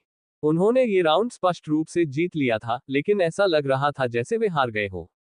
ठीक उसी क्षण सम्राट की शतरंज का दूसरा दौर शुरू हो गया था। सभी लोग आशा भरी नजरों से आसमान की ओर देख रहे थे। वे जानना चाहते थे कि दूसरे राउंड में कौन किससे मुकाबला करेगा। जल्द ही परिणाम सामने आ गए। दरअसल इस राउंड के शुरू होने से पहले ही उपस्थिति का क्रम तय हो चुका था। बस इसकी घोषणा अब की गई है। सम्राट की शतरंज का 12वां चक्र, अर्थात दूसरा चक्र, हरे सम्राट के शिविर के कमांडर और निचले सम्राट के शिविर के सैनिक के बीच होगा। ये परिणाम देखकर दोनों पक्षों में हंगामा मच गया। यदि हरे सम्राट का खेमा निश्चित रूप से पहले दौर में हार जाता और निचले सम्राट का खेमा निश्चित रूप से जीत जाता, तो दूसरा दौर इसके विपरीत होता। ग्रीन सम्राट का शिविर कैसे हार सकता है? ग्रीन एम्परर के शिविर में केवल 2 लोग कमांडर थे, बिंग याओ और एक प्रेत कमांडर। दूसरी तरफ सैकड़ों सैनिक थे। लेकिन सभी जानते थे कि नतीजा पहले दौर जैसा ही होगा। इसके अलावा दोनों पक्षों के बीच ताकत का अंतर पहले दौर की तुलना में और भी अधिक था। पहले चरण में दिव्य प्रभुओं के बीच लड़ाई हुई, पर अब 2 उच्चस्तरीय दिव्य प्रभुओं का मुकाबला दिव्य प्रभुओं के एक समूह से। क्या ये सिर्फ सांस लेने का मामला नहीं था? ये पूरी तरह से गारंटी थी कि ग्रीन सम्राट का खेमा जीत जाएगा। अनुचित, ये कैसे हो सकता है? कुछ ही देर बाद निचले सम्राट के शिविर से अविश्वासपूर्ण चिल्लाहटें आने लगीं। लेकिन किसी ने उन पर ध्यान नहीं दिया। शू वंजुआन ने उपहास किया। अनुचित? हाँ, जब आप लोगों ने पहला राउंड जीता था, तब आपने ये क्यों नहीं कहा कि यह अनुचित है? यदि आप शर्त लगाने को तैयार हैं तो अपनी हार स्वीकार करें।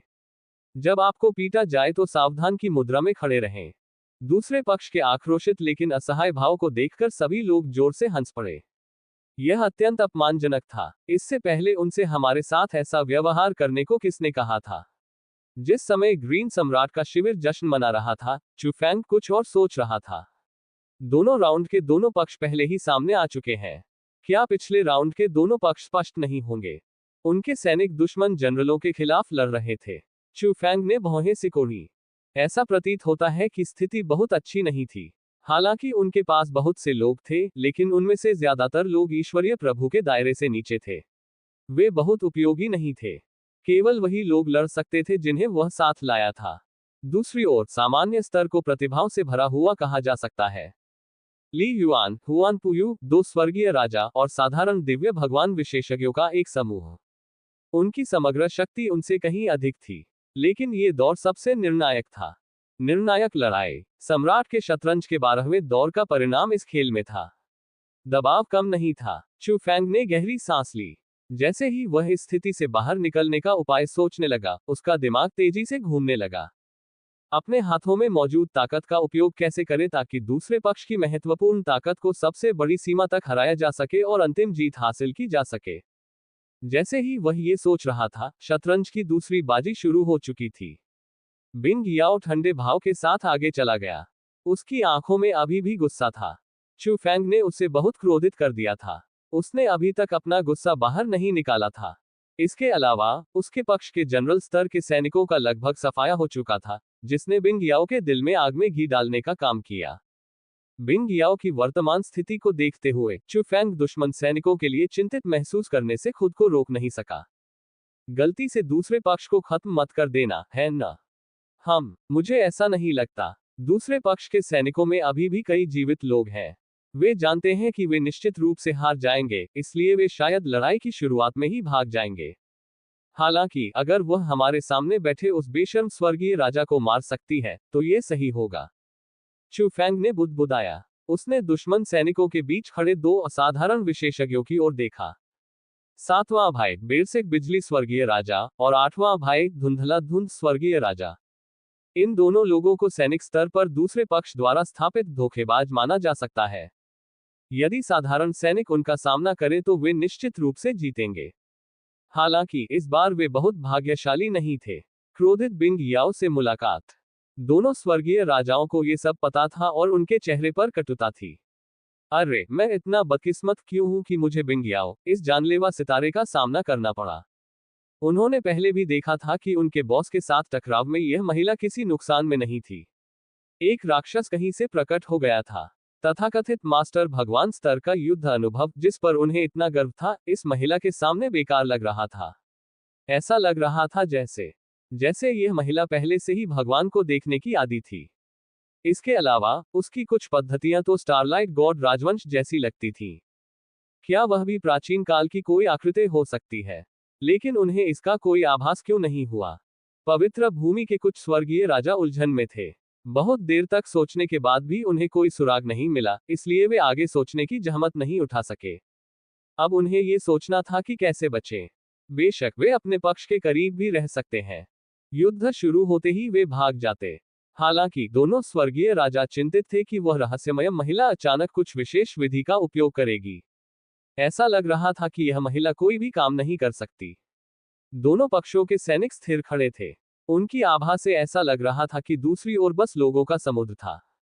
शतरंज की बिसात के बीच में सैकड़ों सैनिक बिखरे पड़े थे।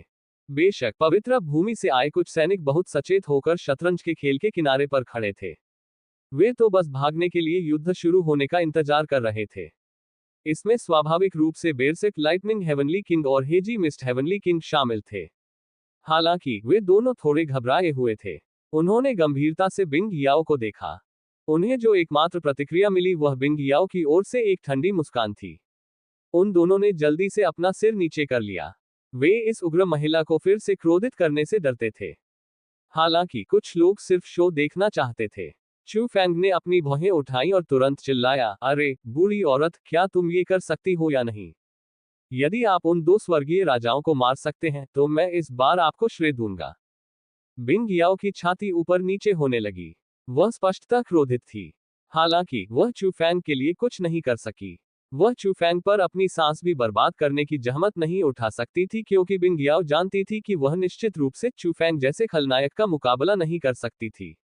उसने बस ऐसा नाटक किया जैसे उसने सुना ही ना हो। वह तो बस युद्ध के मैदान में अपना गुस्सा निकालने का इंतजार कर रही थी। अन्यथा बिंग याओ को सचमुच डर था कि वह पागल हो जाएगी। इस तरफ बिंग याओ शांत दिख रहा था। हालांकि दूसरी तरफ बेरसेक लाइटनिंग हेवनली किंग और हेजी मिस्ट हेवनली किंग डर और गुस्से से चू फैंग को घूर रहे थे। ये कमीना, ये सब खत्म हो चुका था। शायद बाद में उन्हें उस उग्र महिला का सामना करना पड़ता। उन्हें आशा थी कि वे बच निकलेंगे। दोनों ने एक दूसरे को देखा और तुरंत भागने का मन बना लिया। बिना किसी हिचकिचाहट के वे अपनी जान बचाने के लिए भाग गए। मूलतः बैंगनी स्वर्णिम स्वर्गीय राजा ने उन्हें सैनिकों की यथासंभव रक्षा करने का मिशन दिया था। अब वह जो चाहे कर सकता था।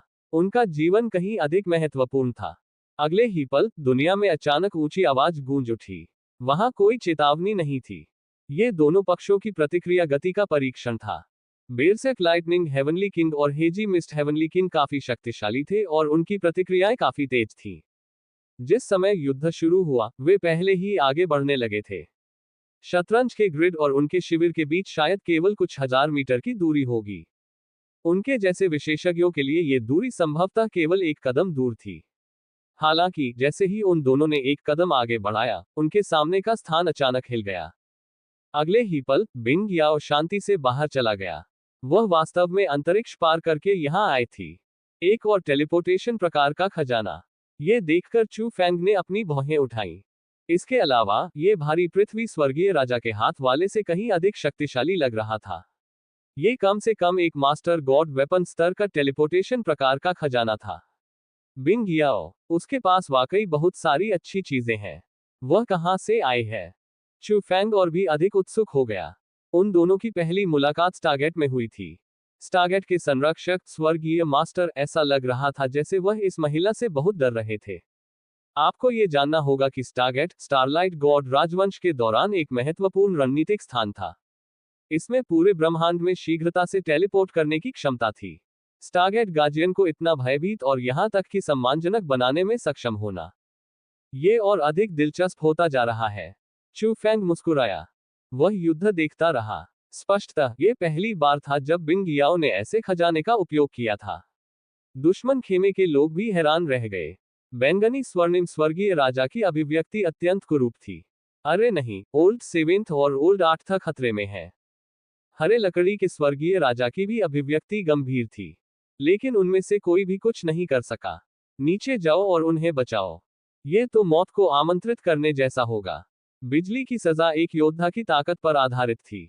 वे तब तक नहीं रुकते जब तक कि उन्हें मार न दिया जाए। हर किसी में चू फैंग की बिजली को खत्म करने की क्षमता नहीं थी। जैसे ही हर कोई अलग अलग विचार रख रहा था, शतरंज के खेल में बरसक लाइटनिंग हेवनली किंग और मिस्ट हेवनली किंग के भाव पहले से ही बेहद बदसूरत थे, जैसे कि उन्होंने अपने माता पिता को खो दिया हो। यह महिला, अलग हो जाओ और भाग जाओ। बिना किसी हिचकिचाहट के वे दोनों विपरीत दिशा में भाग गए। उस स्थिति में अभी भी बचने की संभावना हो सकती है। हालांकि उन्होंने उस क्रोधित महिला को कम करके आंका था। उसी समय बिंग याओ के हाथों से प्रकाश की एक चमकदार चांदी की गेंद उठी। उसने लापरवाही से उसे उन दोनों पर फेंक दिया। ऐसा करने के बाद बिंग याओ आत्मविश्वास से दूर चला गया। वह तो परिणाम देखने की भी जहमत नहीं उठा सकी। पलायन। क्या आप बच सकते हैं?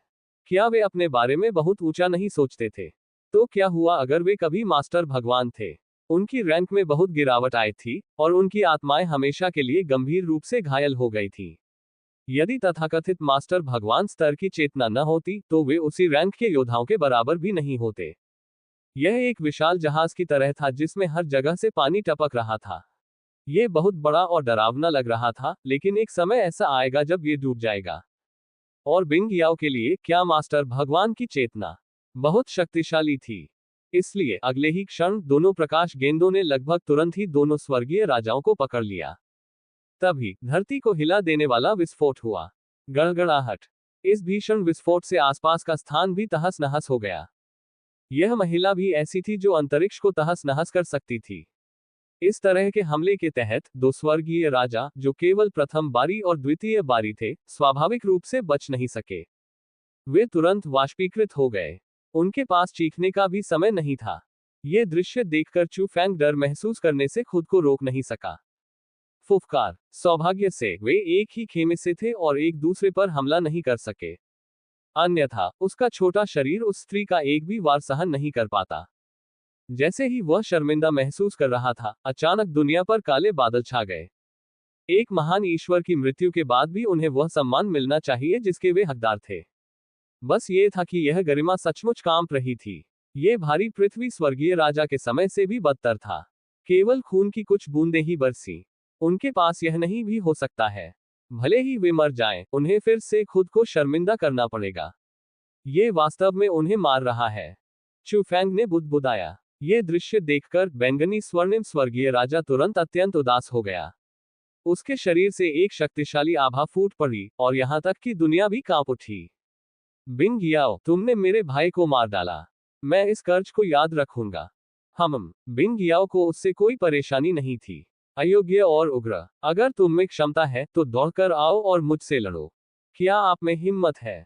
इस समय बिंग याओ पहले ही टेलीपोर्टेशन खजाने के माध्यम से शतरंज के केंद्र में पहुंच चुका था। इस बार वह दुश्मन शिविर के सभी सैनिकों और प्रेत सैनिकों को नष्ट करना चाहती थी, ठीक वैसे ही जैसे बैंगनी स्वर्णिम स्वर्गीय राजा ने अभी अभी किया था।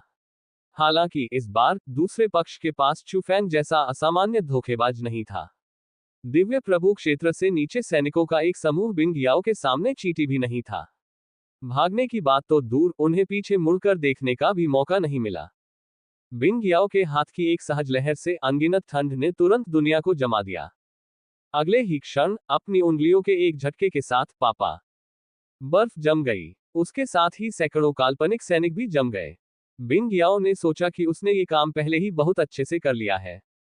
दो स्वर्गीय राजाओं और दूसरे पक्ष के सैनिकों को मारने के बाद वह गर्व से अपना सिर उठाए और तिरस्कार भरी मुस्कान के साथ चू फैंग को देखने से खुद को रोक नहीं सकी। जैसे ही वह उसका मजाक उड़ाने वाली थी, चू फैंग की क्रोधित आवाज फिर से सुनाई दी। आह, तुम औरत, कुछ भी करने से पहले तुमने क्यों नहीं सोचा? सिर्फ दो बेकार स्वर्गीय राजाओं को मारने के लिए तुमने वास्तव में इतना कीमती टेलीपोर्टेशन खजाना उजागर कर दिया। प्रतिभा की कितनी बर्बादी! यदि आप इसका प्रयोग बैंगनी स्वर्णिम स्वर्गीय राजा तथा अन्यों से लड़ते समय करते हैं तो आप उन्हें चौंका देंगे। कितना बेकार है, या यूं कहें कि अक्षम। ये सुनकर बिंग याओ दंग रह गया और गुस्सा होना भी भूल गया। सुनो, क्या ये कोई इंसान कह सकता है? आह, बिंग याओ को सचमुच ऐसा महसूस हुआ कि वह क्रोध से मर जाएगी। क्या यह आप ही नहीं थे जिन्होंने ऐसा कहा था? क्या आप नहीं चाहते थे कि मैं उन्हें मार डालूं? क्या आपने यह नहीं कहा था कि आप देखना चाहते थे कि मैं ये कर सकता हूं या नहीं? मैंने ये किया है, और मैंने मिशन को और भी आगे तक पूरा कर लिया है। दूसरे पक्ष के सभी सैनिक मारे जा चुके थे। केवल पवित्र भूमि से टॉम, डिक और हैरी ही जीवित बचे थे। क्या ये पर्याप्त नहीं है? आप मुझसे और क्या करवाना चाहते हैं? क्या खजाने का उपयोग किए बिना वे दोनों स्वर्गीय राजा एक ही कदम में शिविर की ओर वापस नहीं भाग सकते थे? यदि आप होते तो क्या आपके पास कोई रास्ता होता? बिंग याओ इतनी क्रोधित थी कि वह जोर जोर से सांस लेने लगी। वह दांत पीसते हुए लगभग गिर पड़ी। वह चू फैंग को कमीने होने के लिए डांटना चाहती थी, लेकिन इस समय वह इतनी गुस्से में थी कि बोल नहीं पा रही थी। शू वंजुआन जल्दी से उसे सांत्वना देने के लिए आगे बढ़ी। वह सचमुच चिंतित था कि उसके शक्तिशाली स्वामी को क्रोध आ जाएगा और वह मर जाएगा। यह दुनिया का सबसे बड़ा मजाक होगा। चू फैंग ने हंसकर कहा। उन्हें बिंग याओ की क्षमता पर संदेह नहीं था, लेकिन अंत में इस महिला की अभिव्यक्ति क्या थी? वह स्पष्टतः मेरा मजाक उड़ाने आई है। तो फिर मैं उसे अपनी मर्जी से काम करने कैसे दे सकता हूं? अंडे से हड्डियां निकालना, यही उसकी ताकत थी। खैर, ये तो बस एक वाक्य था। जो पहले वार करता है वह जीतता है और जो बाद में वार करता है वह नुकसान उठाता है। अन्यथा अब वह ही वहां नाराज हो सकता है। क्या इसकी गणना करना आसान नहीं था? चू फैंग ने मुड़कर खुशी से वहां से प्रस्थान किया। उसने बिंग याओ की जानलेवा नजर की ओर देखा तक नहीं। यदि ये तथ्य न होता कि आगे अभी भी कठिन लड़ाई बाकी है, तो चू फैंग को निश्चित रूप से आग में और घी डालना पड़ता। दुर्भाग्य से तीसरा राउंड शुरू होने वाला था। चू फैंग को अभी भी सोचना था कि इससे कैसे निपटा जाए। एक सैनिक और एक दुश्मन जनरल के बीच ताकत का अंतर कम नहीं था। उसे जीतने का कोई रास्ता सोचना था। चू फैंग ने खुद से कहा। इसमें कोई मदद नहीं की जा सकती थी। पहले दो राउंड बराबरी पर थे और आखिरी राउंड सबसे निर्णायक राउंड था। वह हार नहीं सकता था। काय करते, चू फैंग ने खुद से कहा। यहां तक कि कागजी आंकड़ों के आधार पर भी वे दूसरे पक्ष से काफी कमतर थे। उसकी तरफ से केवल वे लोग ही उपयोगी हो सकते थे जिन्हें वह अभी अभी लेकर आया था। वु याओयांग एक चौथे टन दिव्य भगवान थे और दाओवादी जेन यू एक तीसरे टन दिव्य भगवान थे। अगर यू अकेले लड़ता तो वह केवल दूसरे टन दिव्य भगवान के बराबर हो सकता था। हालांकि अगर वह दानव शिकार दल के साथ जुड़ जाता और एक मेचा विशाल बन जाता तो वह तीसरे टन दिव्य भगवान से लड़ सकता था। जहां तक चू फैंग की बात है, अगर वह पूरी ताकत से प्रयास करता तो संभवतः उसके पास मेचा दैत्य के बराबर ही ताकत होती। बचे हुए केवल 2 द्वितीय मोड़ संरक्षक सूक्ष्म जानवर और 3 प्रथम मोड़ संरक्षक सूक्ष्म जानवर थे। जहां तक मूल सैनिक स्तर के प्रेत सैनिकों की बात है तो वे तोप का चारा भी नहीं थे। चू फैंग ने उन पर विचार भी नहीं किया था। लेकिन दूसरी ओर दुश्मन सभी उच्च कोटि के विशेषज्ञ थे। शू वंजुआन से चू फैंग को मोटे तौर पर दूसरे पक्ष की ताकत का पता चल गया था। तीसरा भाई सूरजमुखी जल स्वर्गीय राजा एक 5वीं बारी दिव्य भगवान था। चौथा अग्नि विकर्षक स्वर्गीय राजा था जो चतुर्थ आवर्तन दिव्य भगवान था। वैसे भी ली युआन द्वारा प्रदर्शित ताकत पहले से ही चौथे मोड़ पर थी। इसके अलावा ये व्यक्ति अन्य स्वर्गीय राजाओं की तरह नहीं था जिनकी आत्माएं क्षतिग्रस्त हो गई थी और उनकी रैंक कम हो गई थी। ली युआन का पुनर्जन्म हो चुका था और वह अपने चरम पर था। ये जानने के लिए कि वह एक मुश्किल व्यक्ति था, अनुमान लगाने की कोई जरूरत नहीं थी। अंत में ये हुआनपुयू था। वे पुराने प्रतिद्वंद्वी थे। शू वंजुआन के अनुसार ये व्यक्ति हमेशा रहस्यमय रहा है। वह ली युआन से भी अधिक अप्रत्याशित था। उसे लगता था कि वह हर लड़ाई में अपना सर्वश्रेष्ठ प्रदर्शन नहीं कर पाता। हालांकि फिर भी इस अवधि के दौरान उसकी ताकत बहुत बढ़ गई थी। वह दूसरे पलटवार दिव्य भगवान के बराबर था। शू वंजुआन फिर से बोलने से खुद को रोक नहीं सका। यह आदमी मूल रूप से मेरे बराबर ताकतवर था। वह मुझसे इतना आगे क्यों है? उसे क्या अधिकार है? मैं उसे उच्च स्तर पर नहीं देखता। मूल रूप से तीसरी दुनिया में उनकी रैंकिंग शू वानजुआन हुआनपुयू से बहुत अधिक थी। वह केवल मोतियान की उनसे नीचे थे। लेकिन इस प्रारंभिक स्थल पर पहुंचने के बाद वह बहुत पीछे छूट गया। ये शब्द सुनकर चू फैंग ने बिंग याओ की ओर देखा और मुस्कुराया। क्या ये स्पष्ट नहीं है? आपने गलत व्यक्ति का अनुसरण किया है। यदि आपने मेरा अनुसरण किया होता तो आप अब हुआनपुयू से कमतर नहीं होते। यू को देखो, वह तब तुमसे कमतर था। अब वह तुम्हें एक हाथ से कुचल सकता है। जब शू वंजुआन ने यह सुना तो उसे यह बात समझ में आई। हालांकि जब उसने अपने मालिक की जानलेवा निगाहों को अपने पीछे महसूस किया तो शू वंजुआन अजीब तरह से मुस्कुराया। देखो तुम क्या कह रहे हो। मेरे मालिक ने मेरे साथ अच्छा व्यवहार किया है। भविष्य में ऐसी बातें मत कहना। हालांकि फिर भी उसने चुपके से बिंग याओ की ओर पीट करके चू फैंग को एक जानकार नजर से देखा। चू फैंग मुस्कुराया। उसके पास शू वंजुआन के साथ मजाक करने का समय नहीं था। मैच शुरू होने वाला था। उसे जल्दी से कोई रास्ता सोचना पड़ा, अन्यथा वह निश्चित रूप से कोई मुकाबला नहीं होगा। शायद मैं गार्जियन एस्ट्रल बीस्ट को अपग्रेड कर सकता हूं। चू फैंग ने अपनी शेष बची कानून शक्ति पर एक नजर डाली। सौभाग्य से पिछली अच्छी फसल के कारण भले ही उनकी अधिकांश खेती खत्म हो गई थी, फिर भी बहुत कुछ बचा हुआ था। हालांकि अब उसे चुनाव करना था। शेष कानून की शक्ति लगभग 6000 लुन थी। वर्तमान में एस्ट्रल बीस्ट्स को लड़ने के लिए बुलाने में ज्यादा समय नहीं लगता। मुख्य समस्या अभी भी उन्नयन की थी। प्रथम मोड़ से द्वितीय मोड़ तक आगे बढ़ने में केवल 2000 लुन लगे। दूसरे मोड़ से तीसरे मोड़ तक जाने में लगभग 4000 लुन लगेंगे। उसके पास बची हुई कानून की शक्ति तीनों प्रथम मोड़ वाले सूक्ष्म जंतुओं को द्वितीय मोड़ में उन्नत करने के लिए पर्याप्त थी। या दूसरे टन एस्ट्रल बीस्ट को तीसरे टन में अपग्रेड करें। उसे कैसे चुनना चाहिए? चू फैंग ने भौहें सिकोड़ी। अगले ही पल उसके दिमाग में एक योजना आ गई। रानी मेडुसा को तीसरे चरण के एस्ट्रल जानवर में अपग्रेड करें। अब उन्हें ज्यादा सेकंड टन की जरूरत नहीं थी।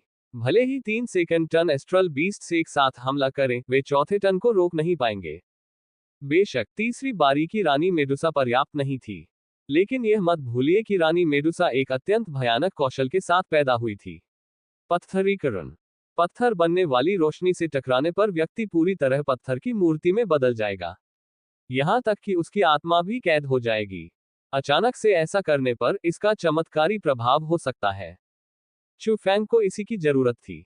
तीसरे चरण की प्रभु स्तर की रानी मेडुसा दूसरे पक्ष पर बहुत अधिक नियंत्रण रखेगी। ये सोचकर चू फैंग ने अब और देरी नहीं की और अपग्रेड करना शुरू कर दिया। वह अभी भी अपने आप में बड़बड़ा रहा था। लेकिन ऐसा लगता है, यह अभी भी पर्याप्त नहीं है। युद्ध के मैदान पर स्थिति तेजी से बदलती है। कौन जानता है कि क्या होगा? हमारी ताकत में अभी भी थोड़ी कमी है। जैसे ही चू फैंग हिचकिचा रहा था, अचानक एक पतला हाथ चू फैंग की ओर बढ़ा। ये वास्तव में बिंग याओ था, जो एक प्राचीन जेड हेयरपिन पकड़े हुए था। आप इसका उपयोग करें। उसका स्वर अभी भी ठंडा था। इसे ले लो। इस खजाने में एक पूरा छोटा टेलीपोर्टेशन स्काई फॉर्मेशन है। ये छोटी दूरी तक टेलीपोर्ट कर सकता है। इसका उपयोग करने के बाद इसे मुझे वापस दे देना। ये शब्द सुनकर चू फैंग ने आश्चर्य से अपनी भौहें उठाई। यह महिला काफी विचारशील थी। यह जेड हेयरपिन संभवतः मास्टर गॉड वेपन स्तर का खजाना था। यह उस क्षतिग्रस्त रत्न से अनगिनत गुना अधिक कीमती था जो उसे भारी पृथ्वी स्वर्गीय राजा से प्राप्त हुआ था। उसने इसे ऐसे ही दे दिया। क्या उसे यह डर नहीं था कि वह उसे वापस नहीं करेगा? उसे यह पता होना चाहिए था कि चूंकि वे एक ही खेमे में थे, इसलिए यदि वह उसे वापस नहीं करेगा, तो वह उसे बलपूर्वक वापस नहीं छीन सकेगी। वह उस पर इतना भरोसा करती थी।